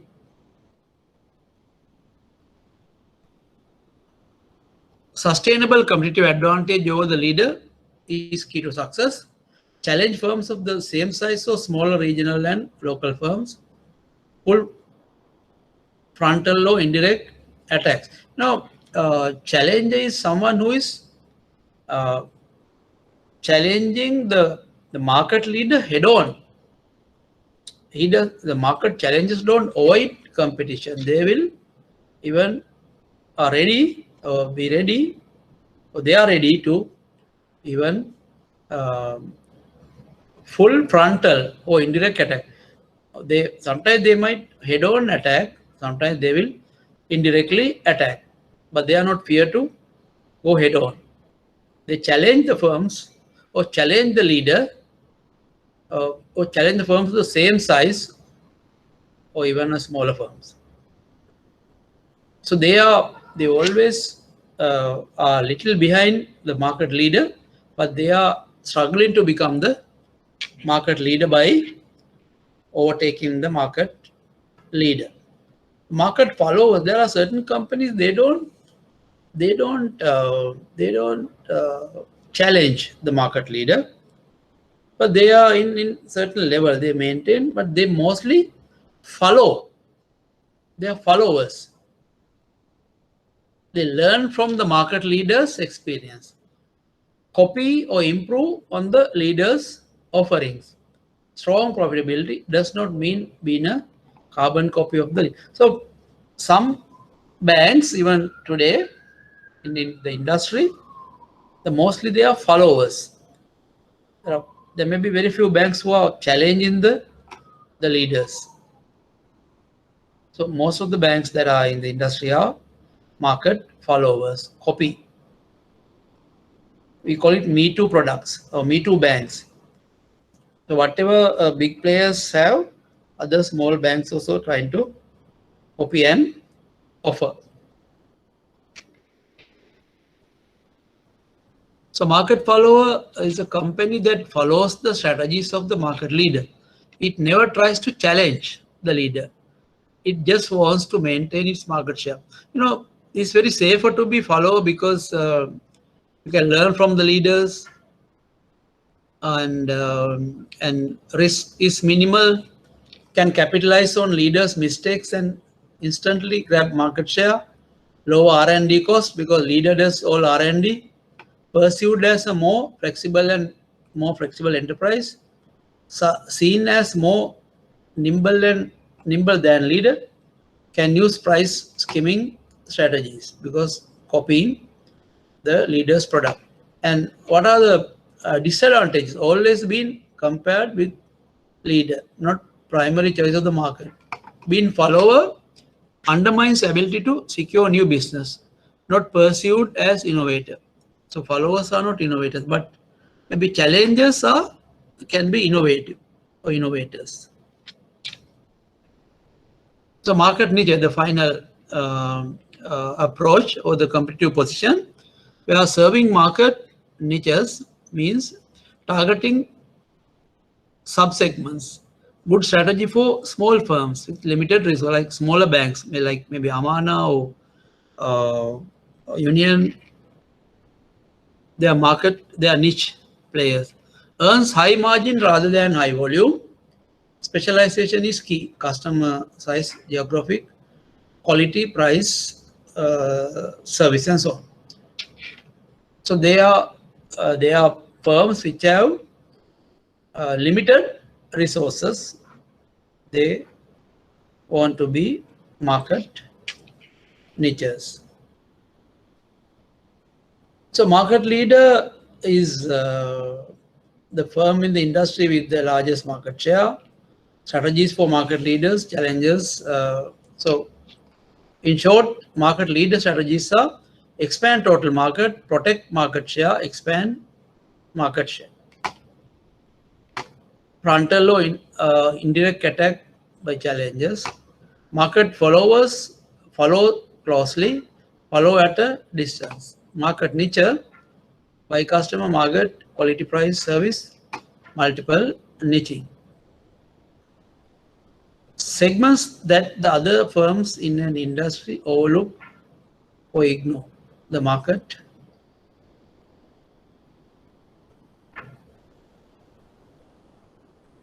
Sorry, that's a printing thing, I think. Right.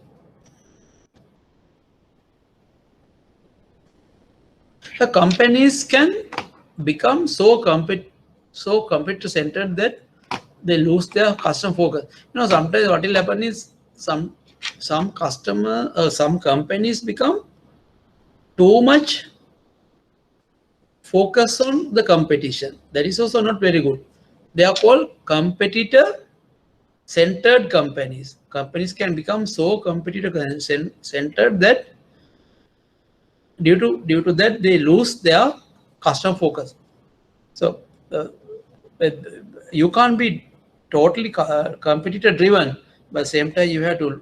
It's good to be competitor driven, but same time they should focus on the customer aspects as well.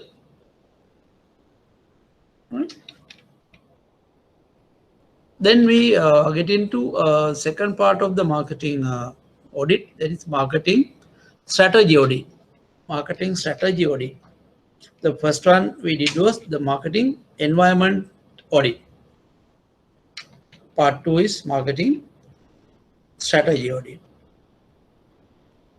It's about the business mission. How clearly stated and realistic is the mission statement of the bank?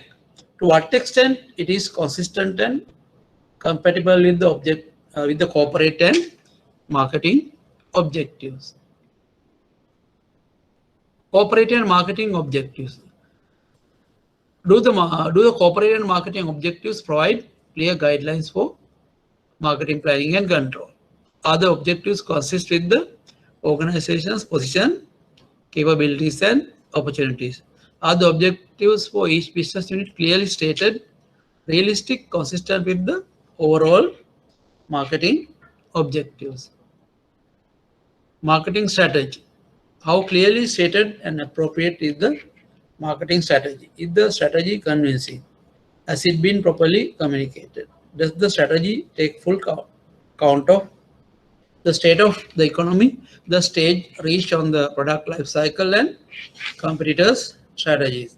Is the base for market segmentation appropriate? To what extent is the scope for developing and improving upon methods of segmentation? How accurate are the profiles of each segment? How well developed is the positioning strategy for each segment? Does scope exist for repositioning in order to strengthen the competitive stance?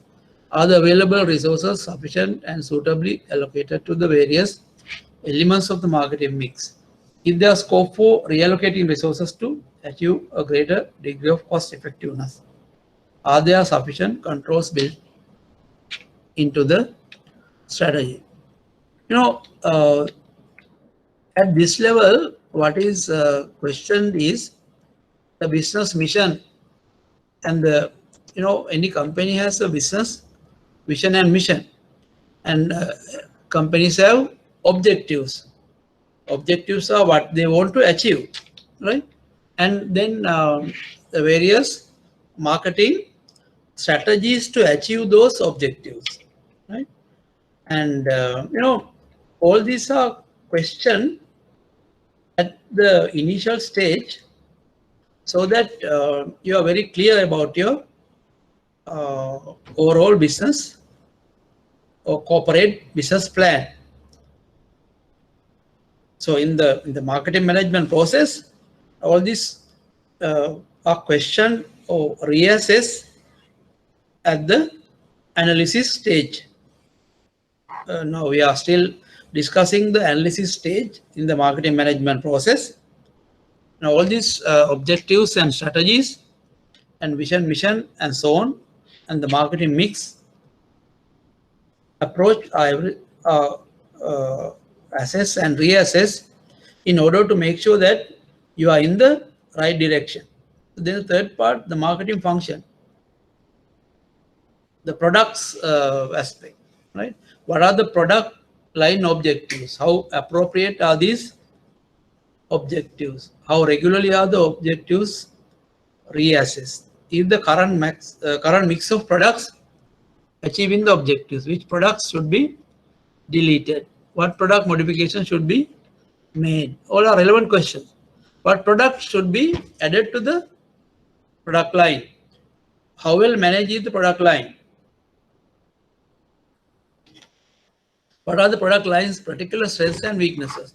How does the product line compare with those of the organization's competitors?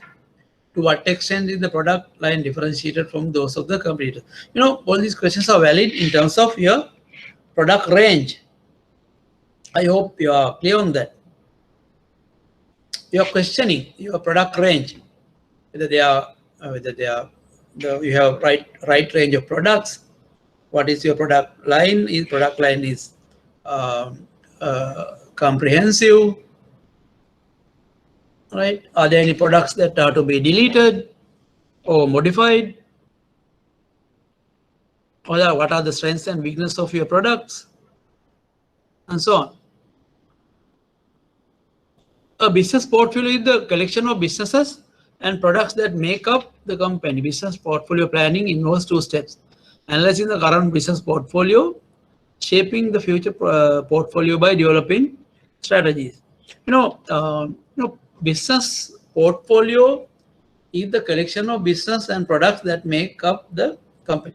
If you take a bank, there are many products. If you take, say, a bank of Ceylon, how many products that you have? There are lending products, there are deposit products, maybe 50 or 100, many, so many. So in this model, which you call Bcg Matrix Model, what is done is the product range or the product base is analyzed. What are the products that are growing? What are the products that have a good market share? What are the products that are not growing? Are there any products that should be deleted? Are there any products that are to be promoted and invested? Are there any product that has to be sustained? So this Boston Matrix, Boston consultancy group brought in this matrix to analyze the current. Actually, they did it for business units, but here for a company, we can apply it for the product range as well. So they categorize the product range into four quadrants, and the variables they considered was relative market share versus market growth rate. Relative market share is your market share, your company market share against the highest, the company that has the highest market share. So your market share is 20% in the market, and the the market leader has 40%.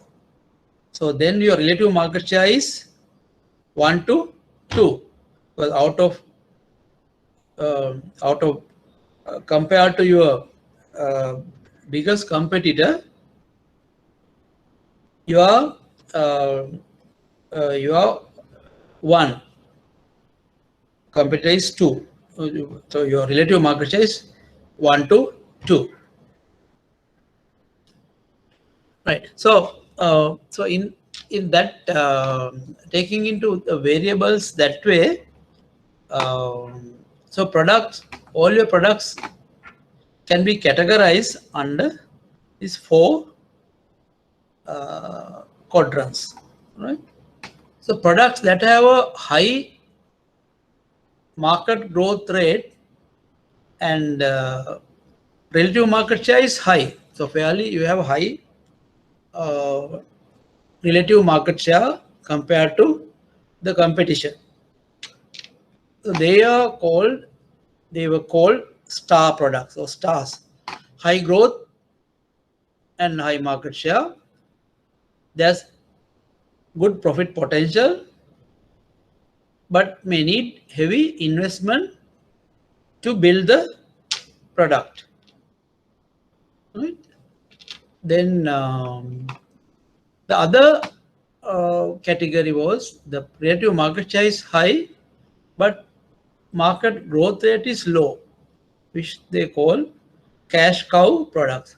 Low growth but high market share, established, successful SBUs, produce cash. For example, in a banking industry, maybe housing loans, pawning,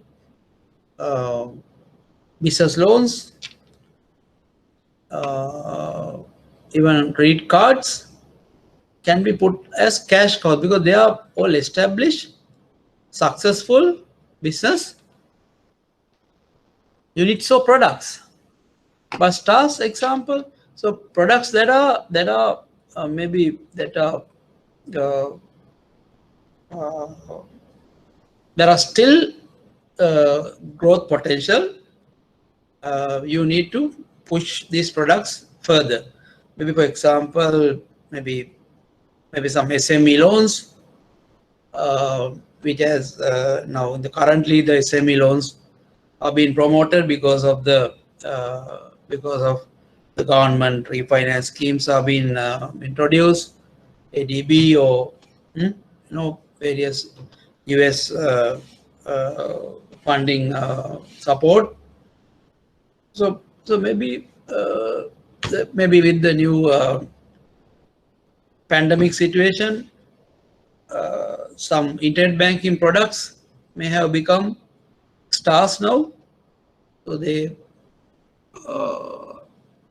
need more attention and more investment. More digitalized products are now becoming star products. Right? If you take, you may have certain internet banking, mobile banking applications that have improved substantially over the last 3-4 months, or the last 1 year, rather, because of heavy demand. The people need now online payments, online settlements. Cash is not used, more digital cash is used. Then question marks. Any products, although market growth rate is high, still the market share is very low. High growth, low share. Build into stars or phase out. Require cash or hold market share. Now, there can be some issues with the product. That's why it's called question mark. Some questions. Maybe the product features are not proper, or maybe competitors have better offers than your product. So unless you revamp it, is no point of keeping the product further in your product range, as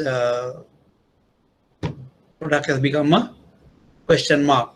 Dogs are the products that have low growth share and low profit potential, right? So due to some reason, the product is certain products are kept in the marketplace or kept in the company, but they are not profitable. It's not profitable. So business call has to be taken whether you what are the products that you want to delete from the product range. So Boston Consultancy Group Matrix is a simple corporate planning tool to assess a company's position in terms of its product range, also known as the Boston or growth share matrix. So question marks products are therefore uncertain. So whether you have to take a call to delete or whatever action that you need to do. Dogs, less profitable, again is a call the company has to take. Stars are high growth, high market share potential, so highly competitive, in high competition, and you have to some other build and maintain your position. Cash cows are very profitable, and they are matured business units or products. So what final decision has to be taken is, so if the product is a star product or a cash cow, or even so mostly the build strategy is used for star products or question marks. Works well for question marks. You have to build. Build means you have to invest. Hold, preserve market share, good for cash cow. Because cash cow is now established, you don't have to invest too much on that.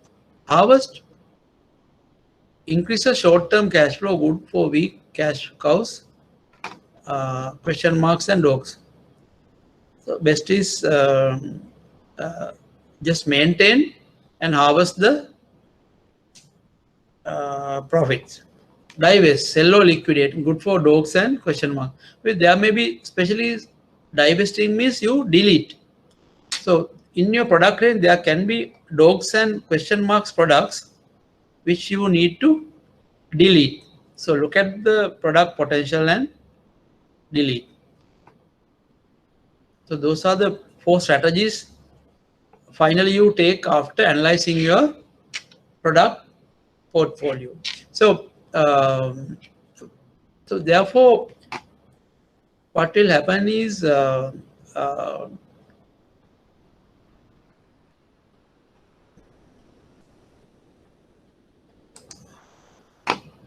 the BCG matrix, what you need to do is so you to make an effort to convert your cash cows which are in this dotted which are given in dotted movements are the desired movements.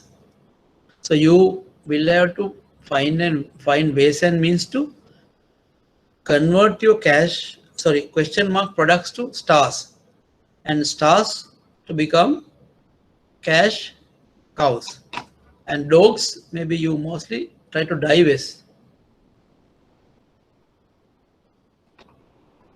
So some learning from the BCG matrix analysis. Right. So shall we? I think we have taken another 1 hour on the discussion, more than 1 hour. So it's 4 o'clock. Shall we take a little break of 10 minutes again? And I'm also feeling a bit tiring. So we'll time is 4 o'clock. We'll meet at 4:10. Is that okay? Yes. Right. Thank you. So we'll start from there. You know this. Now hope you understand what this BCG matrix is. It's a model that we can really use to analyze your existing product portfolio, right? Say your bank has, say, so many products. Maybe because of you have many products, you have lost focus also.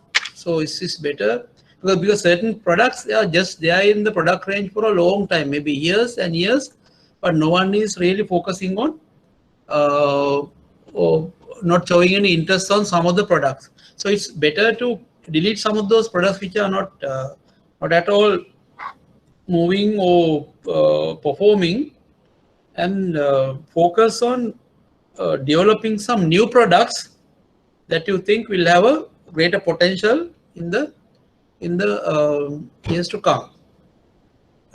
So that way you can use your resources also very effectively to get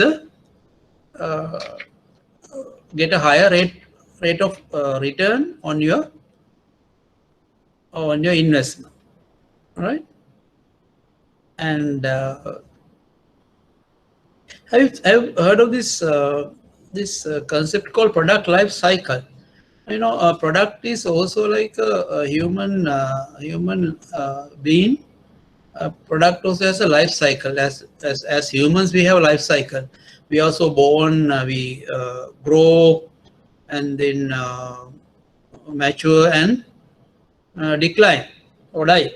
So same way, a product also, after it is introduced, it will have a growth stage, and there's a maturity stage, and there's a decline stage, right?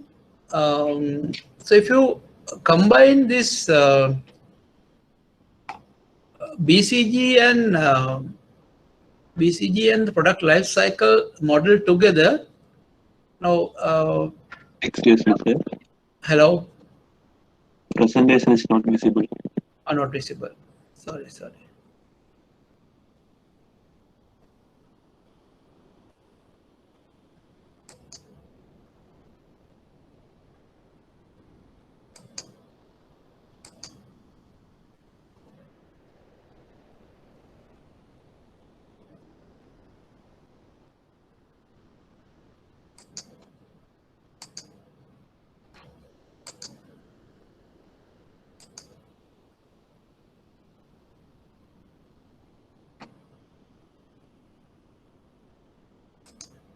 Is it okay now?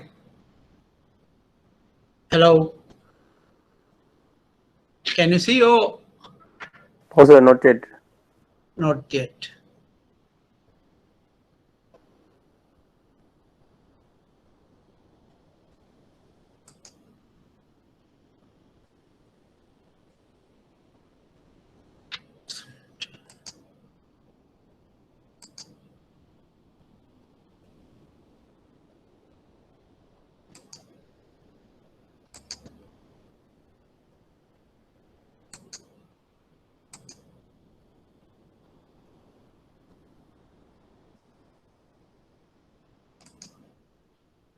What about now?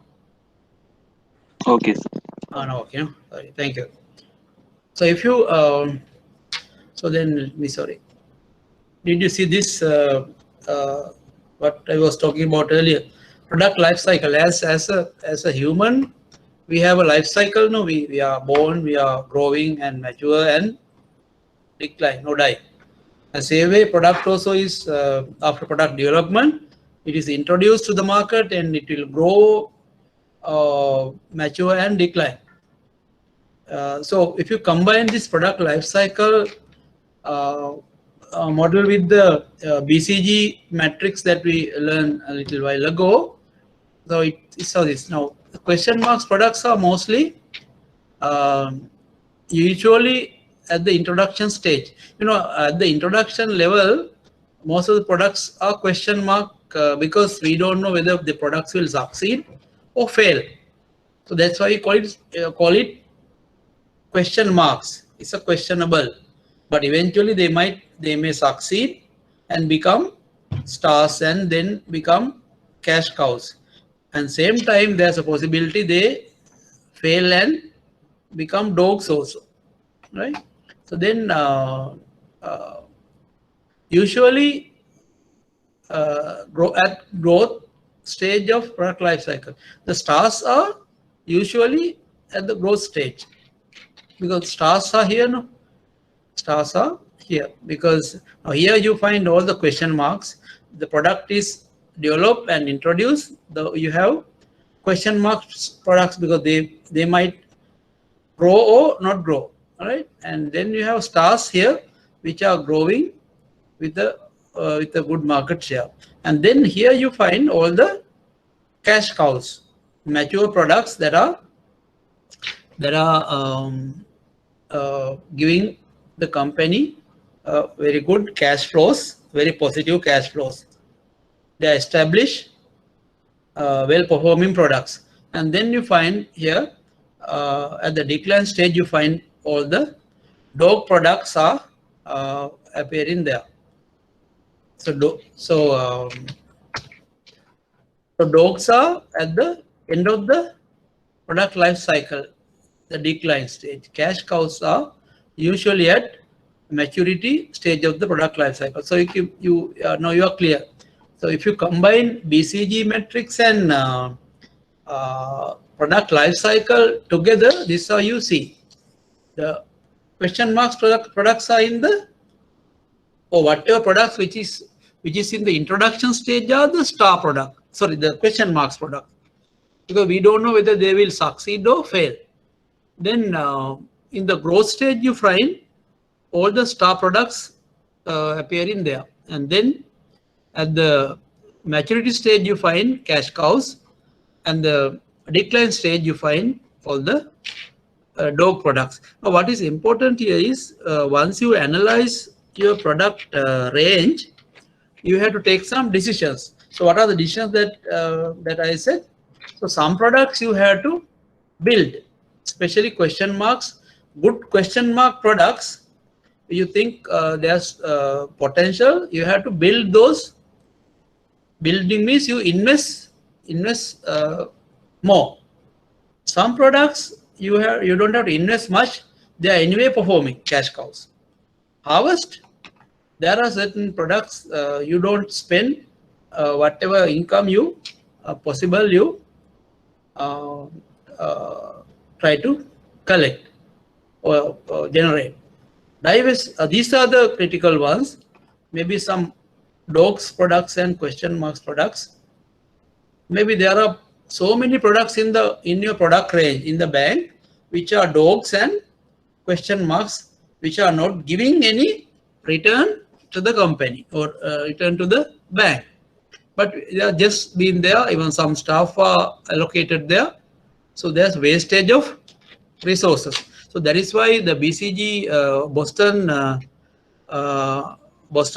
group consulting people said, do the BCG matrix very carefully and very objectively, and take decisions whether you want to divest some products and use those resources to build more and more star products, so that your revenue will be bigger. So then the pricing, the questions that you asked with regard to your marketing audit exercise, what pricing objectives, strategies and procedures exist? How appropriate are the pricing objectives? How consistent is pricing throughout the product range? Is full advantage taken of the profit opportunities when pricing product options? Is the pricing stance proactive or reactive? Is sufficient attention paid to competitive criteria when setting prices? What knowledge exists of competitors' objectives? Are competitors' prices regularly monitored and reviewed? Are the organization's prices in line with the customer's perceptions of product value? Is sufficient use made of price promotion? At what level with the organization are pricing decisions made? Are pricing decisions fully integrated with other marketing decisions? Distribution, the distribution of product. What distribution objectives and strategies are pursued? Are the level of market coverage appropriate? What needs and scope exists for improvement in service levels? What knowledge exists of competitors' distribution structures and costs? Is there scope or need for changes to be made to the distribution channel being used currently? What does the balance of power lie within the channel? In what ways is the changing, and what are the implications? You know, now if you look at the pricing is a very important element in the organization. You know why? Because pricing, if you don't price your products properly, you will lose a lot. You have to, some products you have to price high, some products you have to price low, some products in the middle. So you have to look at what is the demand for product, what is the cost of the product, what is the market sentiments of the product, what is the value that is generated by each product in terms of customer sentiment or customer perceptions. So it's not so pricing decisions have to be taken by higher level at the higher level. Of course, that is happening in the bank. Pricing decisions are taken at the higher level, but pricing has to be very carefully done, because pricing is the only element in the marketing mix which is bringing it is a revenue element, but other elements in the marketing mix. What are the elements in the marketing mix or extended marketing mix? The product is a cost, promotion is a expense, right? Because to build the product you need a lot of funding. Promotion is a expense. Place, distribution is an expense. People, employees are an expense. Processes, the automation and the IT infrastructure, all that is an expense. Physical evidence, expense. Building, infrastructure, whatever, computers, all that is expense. So price is the only thing that is there to bring a return. So if you don't price accurately, your company will have a major strategic issue, because you are not done it in the right and the best way. I hope you understand it. So I am not going to explain each and every question here, but all these questions are simple questions that any banker or any marketer for that matter should ask. I hope you are clear on that. Just run through all these questions are valid, because there are so many questions that marketing audit level that we need to ask. If you want to really analyze your company, every point has to be questioned. Whether your vision mission is right, your objectives are right, your strategies are right, your marketing mix elements are properly addressed. All that questions. So you might find there are many questions, but these questions are very simple. But when you ask the right question like this, then you will have very good understanding about the organization's overall performance. So that is what is important. So if you want to do your audit properly, you have to ask these questions in the right manner and obtain answers that will help you in your future marketing management exercise. Right? So that is why these questions are valid. Right? Distribution, sales force, even your sales team. If you have a sales team, I don't know whether you will have a sales team in your company, maybe in some. So for some products, you have a sales force. What are the sales force short-term, long-term, short-term, long-term objectives? Is the sales force large enough to achieve the objectives it is set? You may be having not enough sales people. If you have a larger sales force, you have to have it. If the organization and the structure of the sales force suited to the demand of the market, whether your sales force is meeting the demands of the market, maybe the structure and how you have organized them. Does the sales force give emphasis to volume or profitability? Is the sales force made full aware of the profit associated with the different part of the product line? Is the sales force kept fully informed of marketing objectives, marketing programs? And no, this question gives a very valid point here. Does the sales force give emphasis to value or profitability? Now, what do you think is more important? Now, the volume or profitability? So sometimes your sales force might be just increasing the volume, but profitability is very low. So that is not advisable, because so you have to have the volumes also, but same time You must have a reasonable return, because otherwise your sales force may be not very cost effective. You have a very large sales force and you have a very big top line, but your bottom line is very marginal. Then no point of your having a very large sales force.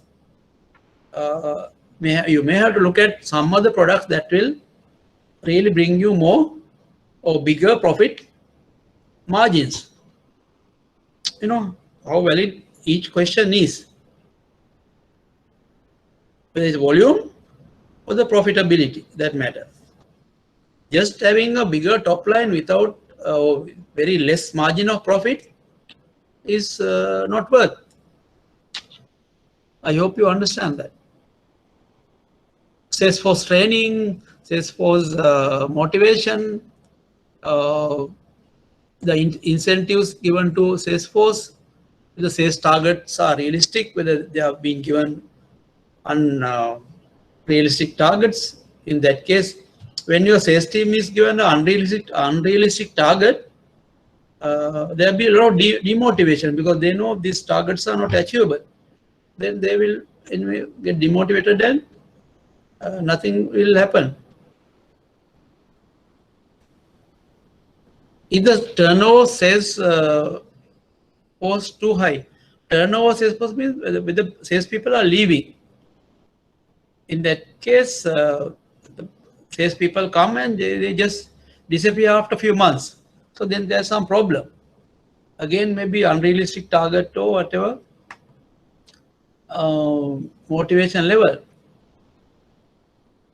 How does the sales force compare with that of competitors? So whether your sales force are in line with, in terms of the skills and capabilities, the quality compared to the competitor salespeople. That's also a very valid question. How is the sales force perceived by customers? Whether your sales force is attracting the customers. So advertising and promotion that you do, what are the promotional objectives? Are they appropriate given the overall marketing objectives? How is the budget set? Is sufficient attention paid to the expenditure levels and patterns of competitors? What controls over advertising expenditure exists? How effective the creative appeal? What advertising research or is conducted? You know, advertising, your company, maybe your bank may be doing a lot of advertising and promotions, but are they really objectively properly done? Is the question that you have to ask. Is there sufficient budget or unwanted budget? Are you spending money or wasting money? So if whatever money that you use should be effectively giving you return. And whether your advertising is creative compared to maybe the competition, whether you are advertising, whatever you do in the mass media are attractive. So those are the questions that you need to ask. So then we come to the next question of marketing organization audit. Is the marketing function led by a person with sufficient authority and responsibility for these areas of the organization activities that affect customer satisfaction? Are the marketing activities optimally structured along functional product and end-use and geographical lines? What need and scope exists for changing current patterns of authority and response? What does it mean? So your marketing organization, the marketing function is led by a professional. So that there has to be there, because I think that today most of the banks have marketing professionals that are leading, who are leading the marketing function. But these questions are valid and in terms of future potential. The other lines of communication and the working relationship between marketing and other areas of businesses effective? What scope exists for improving and developing these relationships? What needs exist for training motivation? So position evaluation control. Then the other one is the marketing systems audit. Information systems, planning systems, control systems, and new product system. If the MKI is providing sufficient, accurate, timely information. What is MKI? Is MKI marketing information system. Is sufficient market research conducted?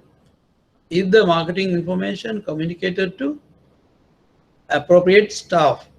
It's very important that you have a very good marketing information system that is to gather, collect information about the market and market research division to do some research on products and markets are available. So there should be regular collection of marketing data and regular collection of this intelligence or competitor information, and then this information is analyzed and right decisions are to be taken. So if you go further into this marketing information system, consists of people, equipment, and procedures to gather, sort, analyze, evaluate, and distribute needed, timely, and accurate information to marketing. So that's what is important. So MKIS is there to provide this requirement. So there are people, there are equipment and procedures to gather, sort, analyze, evaluate, distribute needed and timely and accurate information to the decision makers. How efficient the planning systems, what scope and plans for further development. So we'll further go into detail with this MKIS in a little while. Control system. Do the control procedures provide the strategist a clear picture of performance or performance? If the performance of individual products, markets, and distribution channels monitored regularly. It's very important that you so you remember this in the marketing management process. The final question is, how do we ensure arrival? So in order to ensure your arrival, you need to review and control your marketing performance on a regular basis. Otherwise, you don't know until you are you come to the destination, or until you have failed. That will happen if you don't review and control regularly. Right? There's one in the recent interview I saw. This guy. It's very interesting discussion about how we should do our control mechanism. Right? Then ඔබලා දන්නවා එක සිංහලෙන්ගේ interview එකක් මම කියන්නම් ප්‍රෙඩිසිල්ලා කියලා අපේ ගායකයෙක් හිටියා. දැන් මෙයා මැරිලා, එයා මැරෙන්න ඉස්සර කරපු ඉන්ටර්වයු එක channel එක එයාගෙන් අහනවා question එකක්, එයාට ජීවිතේ අමතක වෙන සිද්ධියක් කියන්න කියලා. right? එතකොට ප්‍රෙඩිසිල්ලා කියනවා දැන් මේට අවුරුදු ගානකට ඉස්සර වෙච්ච සිද්ධියක් එයා කියන්නේ. but ඒකේ it has a lot of relevance to our marketing, our management principles. එයා කියනවා ඒ දවස්වල ගොඩක් musical shows තියෙනවා. ඉතින් රෑ වෙනකන් සින්දු කියනවා. ඉතින් ගොඩක් නිදිමතේ හරි යනවා, මොකද සල්ලි හම් වෙන හින්දා. ඉතින් එයා දවසක් එයාට ගෙදරට කොල්ලක් ඇවිල්ලා තියෙනවා, musical show in Anuradhapura in the particular night. Right? And by that time he has got another another several musical shows around that site, Kurunagala, Anuradhapura, Variyapola, that side. So he had thought I will go to Anuradhapura, and on the way I will go to those other places and sing and make some money on a particular day. So thinking that he has gone and he had gone, that time he didn't have a car, it seems. He usually go in buses. So he went to Peta bus stand to catch a Anuradhapura bus, right? Very interesting. So he went to the Peta bus stand. So there he saw some buses, CTB buses, and CTB or private, I can't remember, some buses with the name board Anuradhapura in front. And so he has got into one bus with the name board. There was a guy also on the other side, and then he got actually a backside seat, and he was, over the previous nights he was singing and going around the country, and he was very tired and he fell asleep. The minute නින්ද ගියා bus එක නැගලා චුට්ටක් වෙලා යද්දි තා bus එකේ සෙනගත් එච්චර නැගලා හිටියේ නැහැ. එක්කෙනෙක් දෙන්නෙක් තමයි මිනිහා යද්දි ඉඳලා තියෙන්නේ. Then ඊට පස්සේ so some time pass. ඊට පස්සේ හදිසියෙම මිනිහට බස් එකේ කොන්දොස්තර කොල්ලෙක් ඇවිල්ලා ඇහැරවනවා, මාත්‍යා මේ නැගිටින්න මේ මොනිස් එකෙන් තේ බොන්න. ඒක බිල යන්න පුළුවන්. මොනිස් එක කොහෙද තියෙන්නේ? දැන් අනුරාධපුර බස් එකට නැග්ගේ. දැන් ගිහිල්ලා තියෙන්නේ කොහෙද? ගාලු පාරේ. හරි? මොනිස් එක තියෙන්නේ පයාගල කියන්නේ දැන් ඉස්සර අපි හයිවේ තිබුණේ නැහනේ. දැන් මෙන් ලෝ අනිත් පාරේ යද්දි මම දැන් පාන්දුර කළුතර පව කරලා යද්දි බේරුවල හරිය තමයි මොනිස් කියන රෙස්ටෝරන්ට් එක තියෙන. ගොඩක් බස් නවත්තනවා එතන ගාල්ලට යන අය තේ බොන්න. මොනිස් නිව් මොනිස් කියලා දැන් දෙකක් තියෙනවා. එතකොට දැන් මොකද වුනේ? දැන් මිනිහා අනුරාධපුර බස් එකට නැග්ගා. මොනිස් එකෙන් දැන් තේ බොන්න හැරවුණා. දැන් එතකොට දැන් මිනිහට එක මිනිහා හිනාවෙන් කිව්වට දැන් එතකොට දැන් මොකක්ද එකෙන් අපිට තේරෙන්නේ දැන් මිනිහා බස් එකට නැගලා ඊට පස්සේ මොනවද වෙන්නේ බැලුවේ නැහැ. දැන් මිනිහා හිතුවා හරි මම බස් එකට නැග්ගනේ, හරි මම බස් එකට නැග්ගනේ දැන්. දැන් මම අනුරාධපුරයට ගිහිල්ලා මම එතනින් ඊට පස්සේ ඉතුරු වැඩ ටික කරා, මම හොඳ ගානක් අද හොයාගෙන එනවා. හැබැයි උනේ මොකද්ද? මිනිහා හිතපු දෙයක් වුණා. මොකද මිනිහා තා චුට්ටක්, මොකද බස් එකේ කරලා තියෙන චුට්ටක් වෙලා කැද්දි අනුරාධපුර යන සෙනගාඩු හින්දා ඒගොල්ලෝ බස් එකේ බෝඩ් එක වෙනස් කරලා ගාලට යන්න තීරණය කළා. ප්‍රයිවට් බස් එකක් වෙන්න ඕන. ප්‍රයිවට් බස් එකක් තමයි. එතකොට උන්ට තෝරලා වෙනස් කරන්න පුළුවන් නේ බස් එකේ යන ගමනාන්තේ. එතකොට රෙඩිසිලා දන්නේ නැහැ මිනිහා නිදිනේ. එතකොට මොකද වුනේ? දැන් මිනිහා අඩු ගන්න පැය විනාඩි පැය භාගයක්වත් ඇහැරලා ඉඳගෙන බැලුවා නම් බස් එක යන්නේ කොහාටද කියලා මිනිහාට කලින්ම බැහැ ගන්න ඉඩ තිබුණා. හැබැයි දැන් මිනිහාට නැගිටිද්දි පැය 2-3ක් ගිහිල්ලා බස් එක පරක් වෙලා තමයි පිටත් වෙලා තියෙන්නේ. එතකොට ඇන්දෑවේ 7-8 පව් වෙලා මිනිහාට එදා ආපහු කොළඹට එන්න වුණා. මේ වැඩේ ගමන කරන්න බැරි වුණා. මොකද ගිහිල්ලා එන්න වෙලාමදි අය අනුරාධපුරයට යන්න කොළඹට ඇවිත්. ඉතින් මොකද්ද දැන් ලොකු ලොස් එකක් වුණා. මොකද අපි අර රිවිව් කරේ නැහැ, ඉවැලුවේට් කරේ නැහැ. අපි මොනවද දැන් ස්ටාර්ට් එක ගත්තා විතරයි, ඊට පස්සේ මොනවද උනේ කියලා බැලුවේ නැහැ.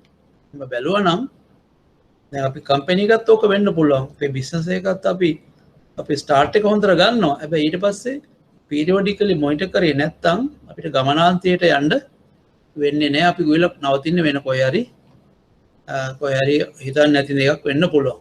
ඒකින්ද මේ මාකටිං මැනේජ්මන්ට් නෙමෙයි එනි මැනේජ්මන්ට් ප්‍රොසෙස් එකක ඔයගොල්ලන් තේරුම් ගන්න ඕන දෙයක් තමයි මේ රිවිව් ඇන්ඩ් කන්ට්‍රෝල් කියන එක රෙගියුලර්ලි කරන්න ඕන. එතකොට තමයි අපි යන මාර්ගය වෙනස් කරන්න හරි පුළුවන් වෙන්නේ.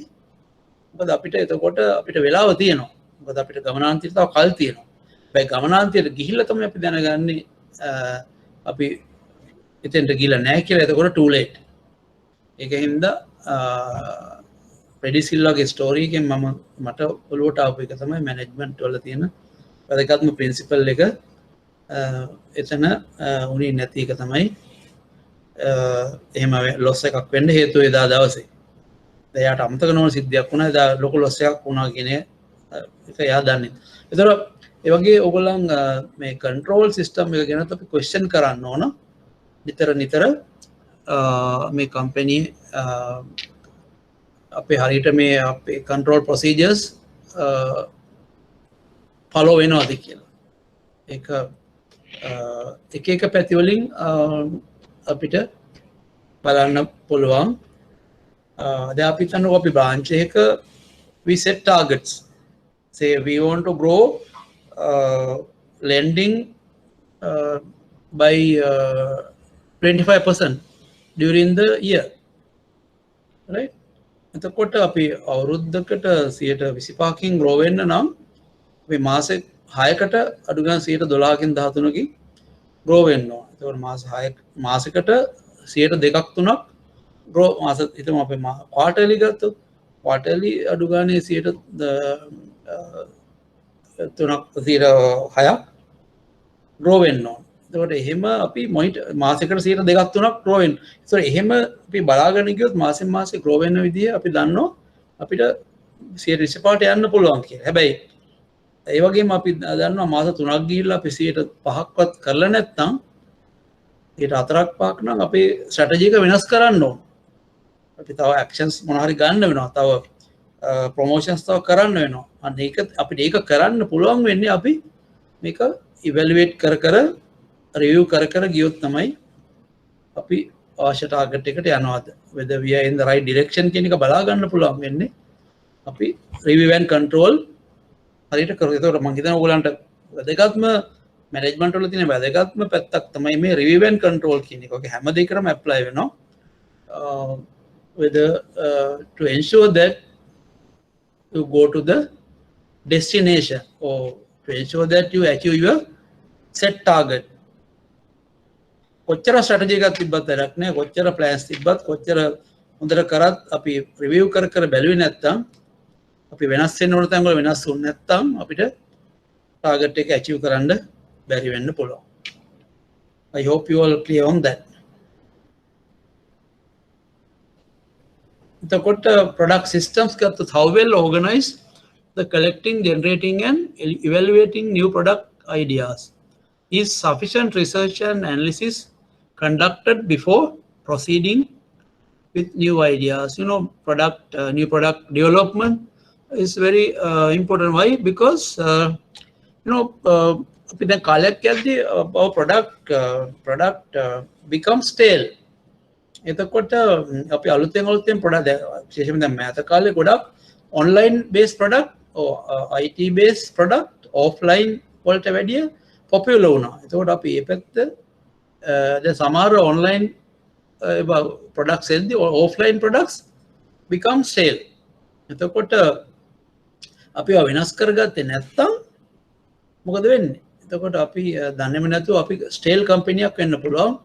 ඒ අතර අපේ competition එක අනිත් පැත්තට ගිහිල්ලා හොඳ products ටිකක් අලුතෙන් new products ටිකක් දාලා හොඳ market share එකක් grab කරලා ඉවරයි. ඒ වුණා ඔයාලට මතකද දැන් ගොඩක් ඔය IT side එකේ දැන් Motorola වගේ ගත්තොත් Motorola කියන කම්පැනි එක මොකද උනේ? ඔය smartphones ආවට පස්සේ ඒවත් එක්ක Motorola had a natural death. Nokia then පොඩ්ඩක් ඔය phones එකක් ආපහු දාගෙන ආවට Nokia had a natural death.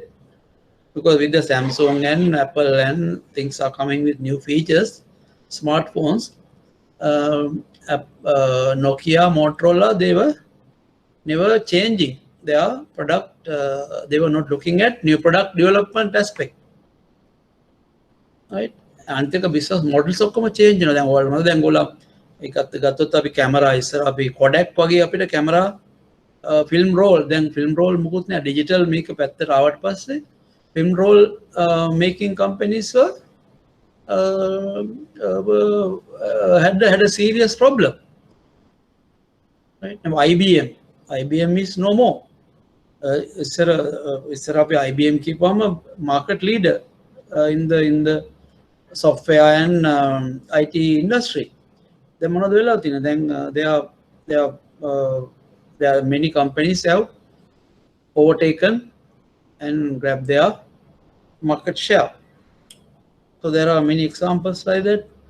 So continuously, a company has to, depending on the market changes, market environment, customer demands, customer requirements, customer needs, social behaviors, customer behaviors. So continuously මේවා ගැන අපි research කරගෙන study කරගෙන ඉන්න ඕන to stay alert, right? Stay alert. Unless you are alert in your business domain, you become stale and outdated, and other people will surpass you, and you will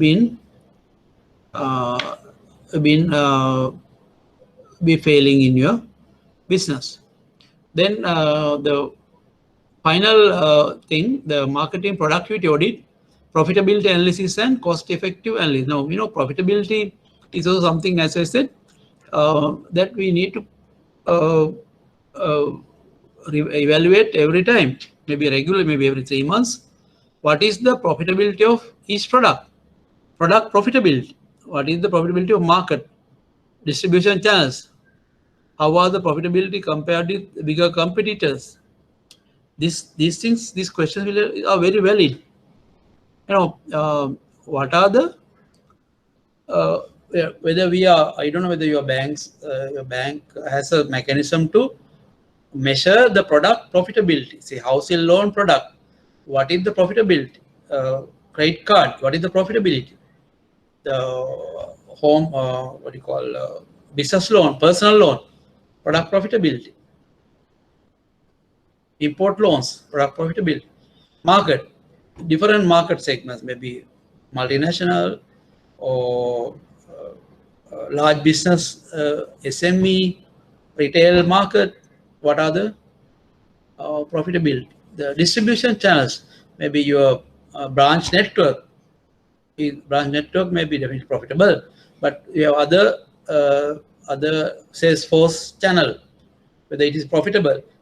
Your online channels, are they profitable with the investment that you have made? And whether you are, how you compare your profitability levels with the bigger players or successful players in the market, or other banks in the market. Cost effective, how cost effective you are. Any areas of marketing incurring unrealistic cost? What scope exists for cost reduction? Are costs monitored sufficiently, regularly and rigorously? So that is not only marketing cost, even any other cost for organization is very important, and you must have a tab on your cost management and see that you don't spend unwisely. Now, today people are talking of not cost cutting, but spending wisely. Cost cutting is not a question, because there are certain costs we need to incur, but you have to do that wisely. So spending wisely is the word today we use than cutting cost. Every 1 rupee that you spend, you do it in a intelligent and wise manner. Whether you evaluate whether you really need to spend that money. That's how you look at and do spending wisely. And this it's another model that was introduced by Michael Porter. The value chain is about the delivery of value to the customers. At the end of the day, the Michael Porter said, when you finally, because to make a profit margin, you have to provide value to the customer. Value in terms of financial benefit and in terms of non-financial benefit. What are the financial benefit? The customer, the cost side, the return on customers' investment, and so on. And non-financial benefit, to what extent we serve the customer, the emotionally the customer is satisfied, customer satisfaction,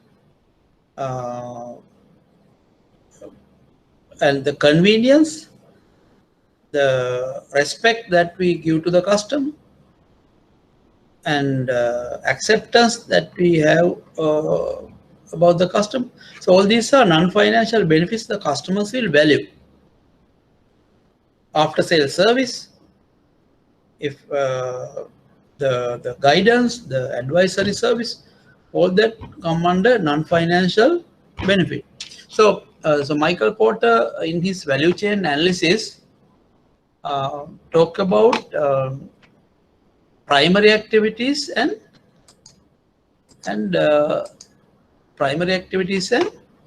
support activities. Now he said for a business or a manufacturing or service business, there are 5 primary activities in the value chain: delivery, inbound logistics, operations, outbound, marketing, sales, and service. Now, what does it say? So it's inbound is the raw material, or the what is initially, say if you take a banking situation, maybe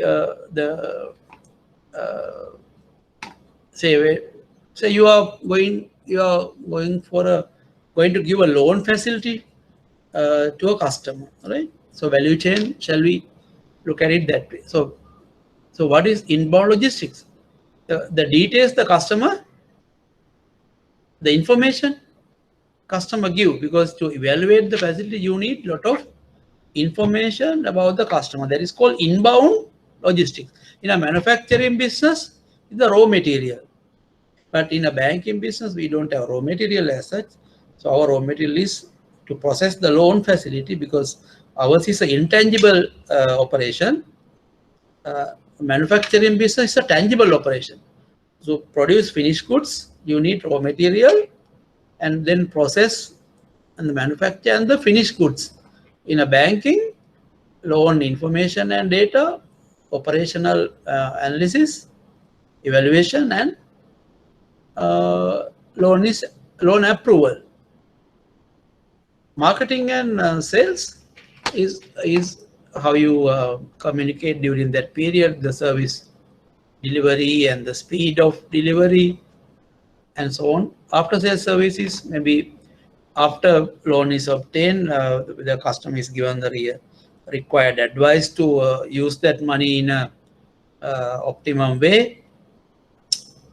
In a manufacturing business, maybe marketing after, and then after sales service also come under service category. So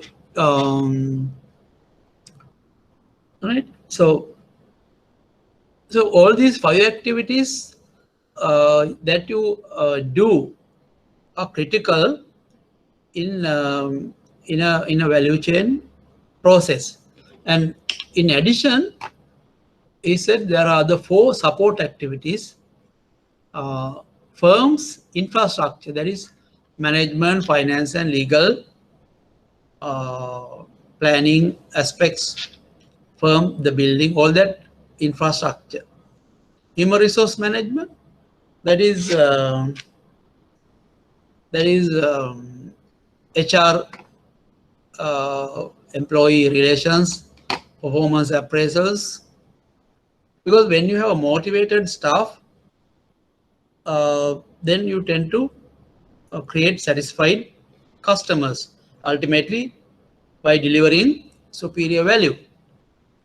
So management, infrastructure is important, human resource management, the technology, what support is coming through IT, integrated supply chain system, real-time sales information,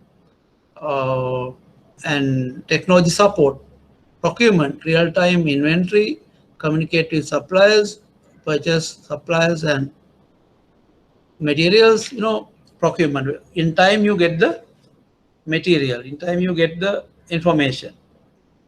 You have to have a system. Procurement is that obtaining those kind of information. So according to Michael Porter, there are 5 primary activities and 4 support activities that creates value chain. So you have the details here. You can keep reading.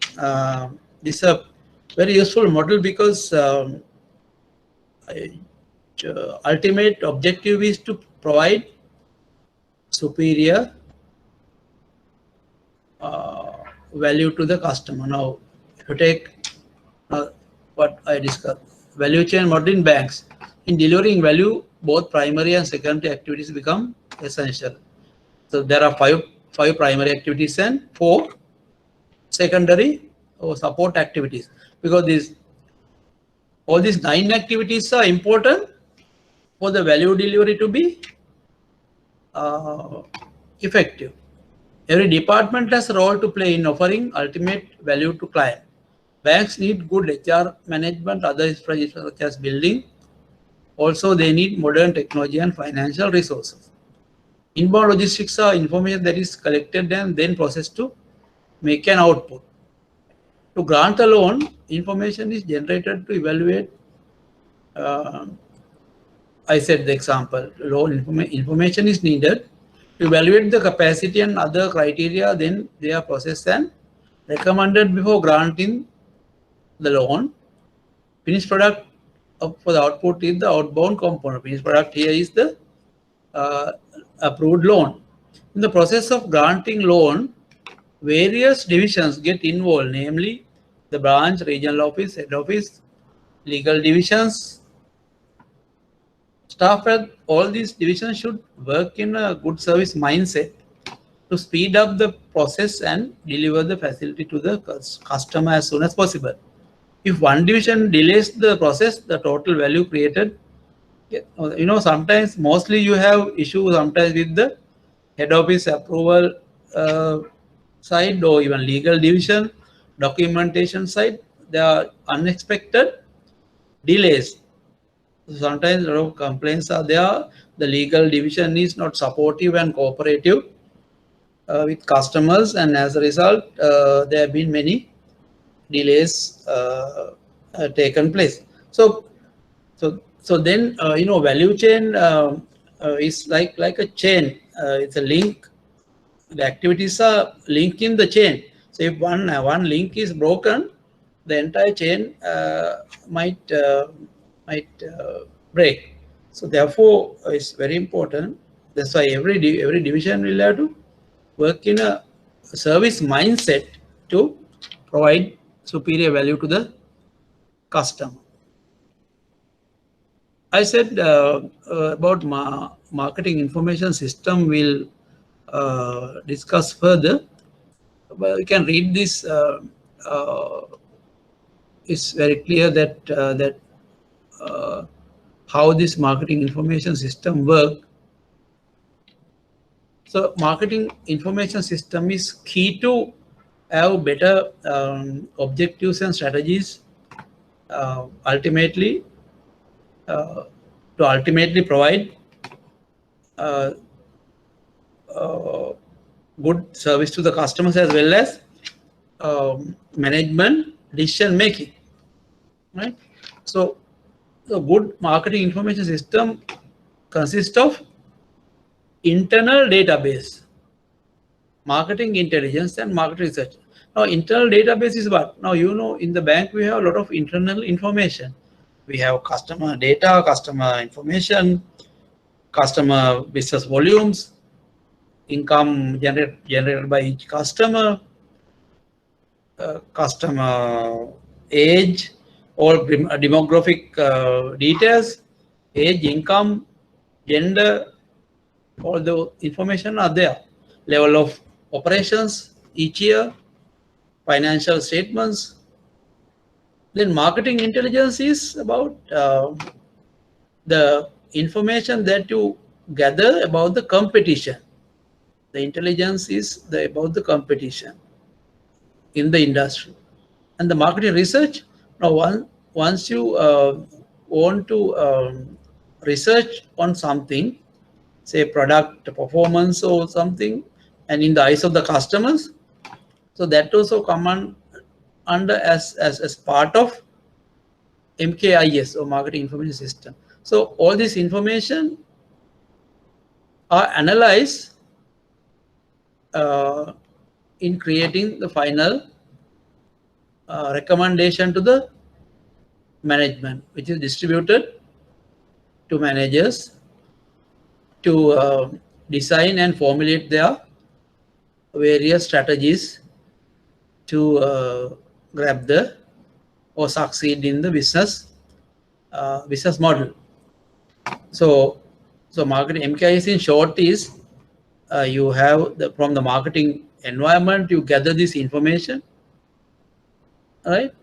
As internal databases you already have, marketing intelligence about the competition, and marketing research that you do about certain products and certain markets, and finally you evaluate all that and distribute it to the top management, and they will use this information for decision making, right? So it's the same thing that the internal records provide reliable internal and inside information of the company, collects information from the external sources. Intelligence is used to solve specific marketing problem of the company. Marketing research are tools which help marketing managers to analyze data and take better marketing decisions. So read that. So internal data, you have marketing intelligence about the competition, and sources, you have marketing research, and this is the marketing research process. So when you have a problem, first you define the problem that you want to research. Say for example, your customer service, a lot of people say your customer service is bad in the entire bank, for example, right? And then, so that becomes a problem. How to improve customer service quality in your bank. Then you have to recommend ways and means to improve the customer service.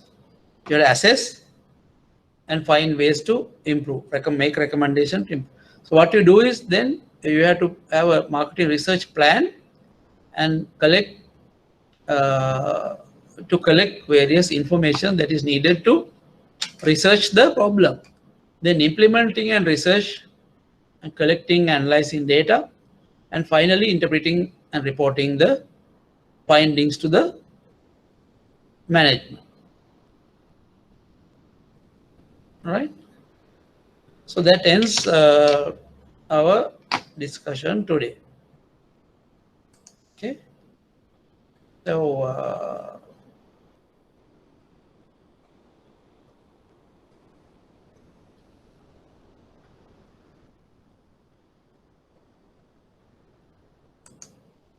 okay. So what we will hello, you are with me, I hope. Hello. Hello. Yes, sir. All right. I hear only your voice, man. Right. Right. Anyway, now next week we will have a, now how do we do? Now next week we will have a discussion according to the I have shared lecture schedule with you all. ඒක දැක්කා නේද? lecture schedule එක හම්බුණා නේද? Hello. Yes, sir. Yes.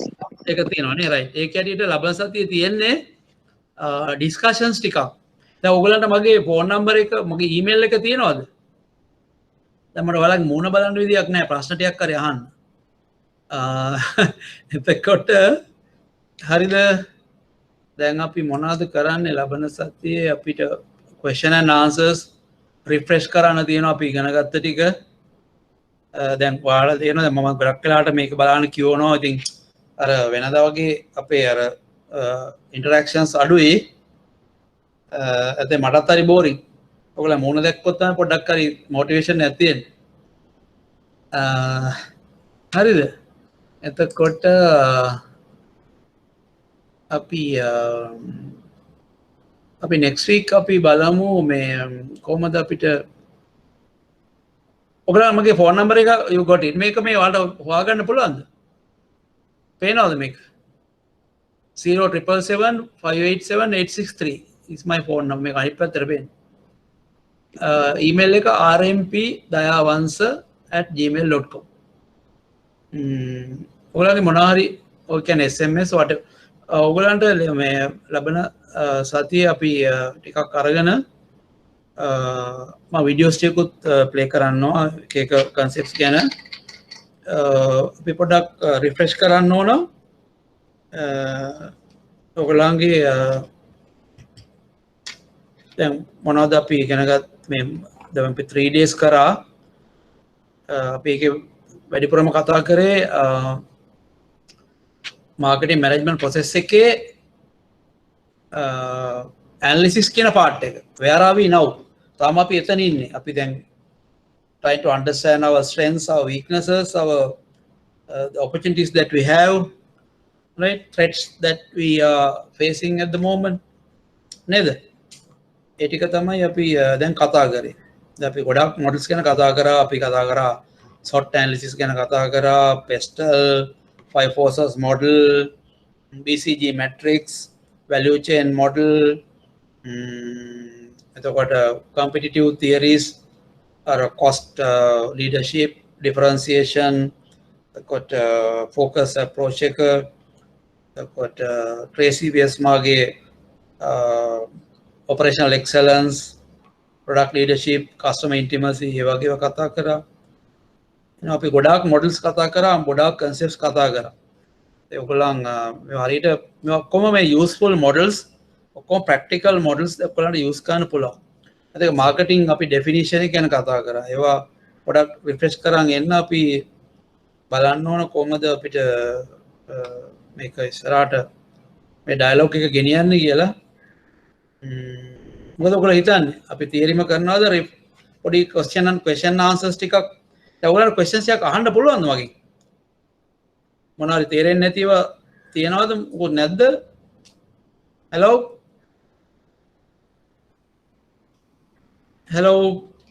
yes sir.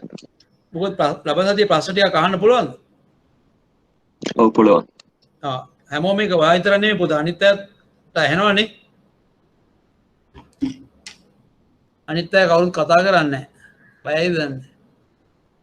දැන් මෙතන ඉන්නවා මම හිතන්නේ 20 ගාණක් ඉන්නවා. දැන් ඕගොල්ලන්ගේ සමහර අය මට කිව්වා කලින්ග ඕගොල්ලන් මේක ක්ලාස් එකට මේකට මේ ටයිම් එකේ නැතුව පස්සේ තමයි බලන්න කියලා. හැබැයි එකම සමහර වෙලාවට ඒගොල්ලන්ට තියෙන ඩිස්ඇඩ්වාන්ටේජ් එක සමහර වීඩියෝස් එහෙම සමහරට ඒගොල්ලන්ට දකින්න වෙන්නේ නැති වෙයි. වීඩියෝස් ටික අපිට ඔන්ලයින් දාන්න විදියක් නැති ප්‍රශ්නයක් තියෙනවා. මම ඒක අහලා බලන්නම් අපි දාන වීඩියෝස් ටික දාන්න පුළුවන්ද කියලා. හරි අපි මොනවාරි ලබන සතියේ ටුටක් ක්වෙස්චන් ආන්සර්ස් ටිකක් කරන්න ඕන. අඩුම ගානේ පැය දෙකක්වත් ඊට පස්සේ අපි තිබ්බොත් අපි තියරි ටික ඉතුරු ටික කරන්න බලමු.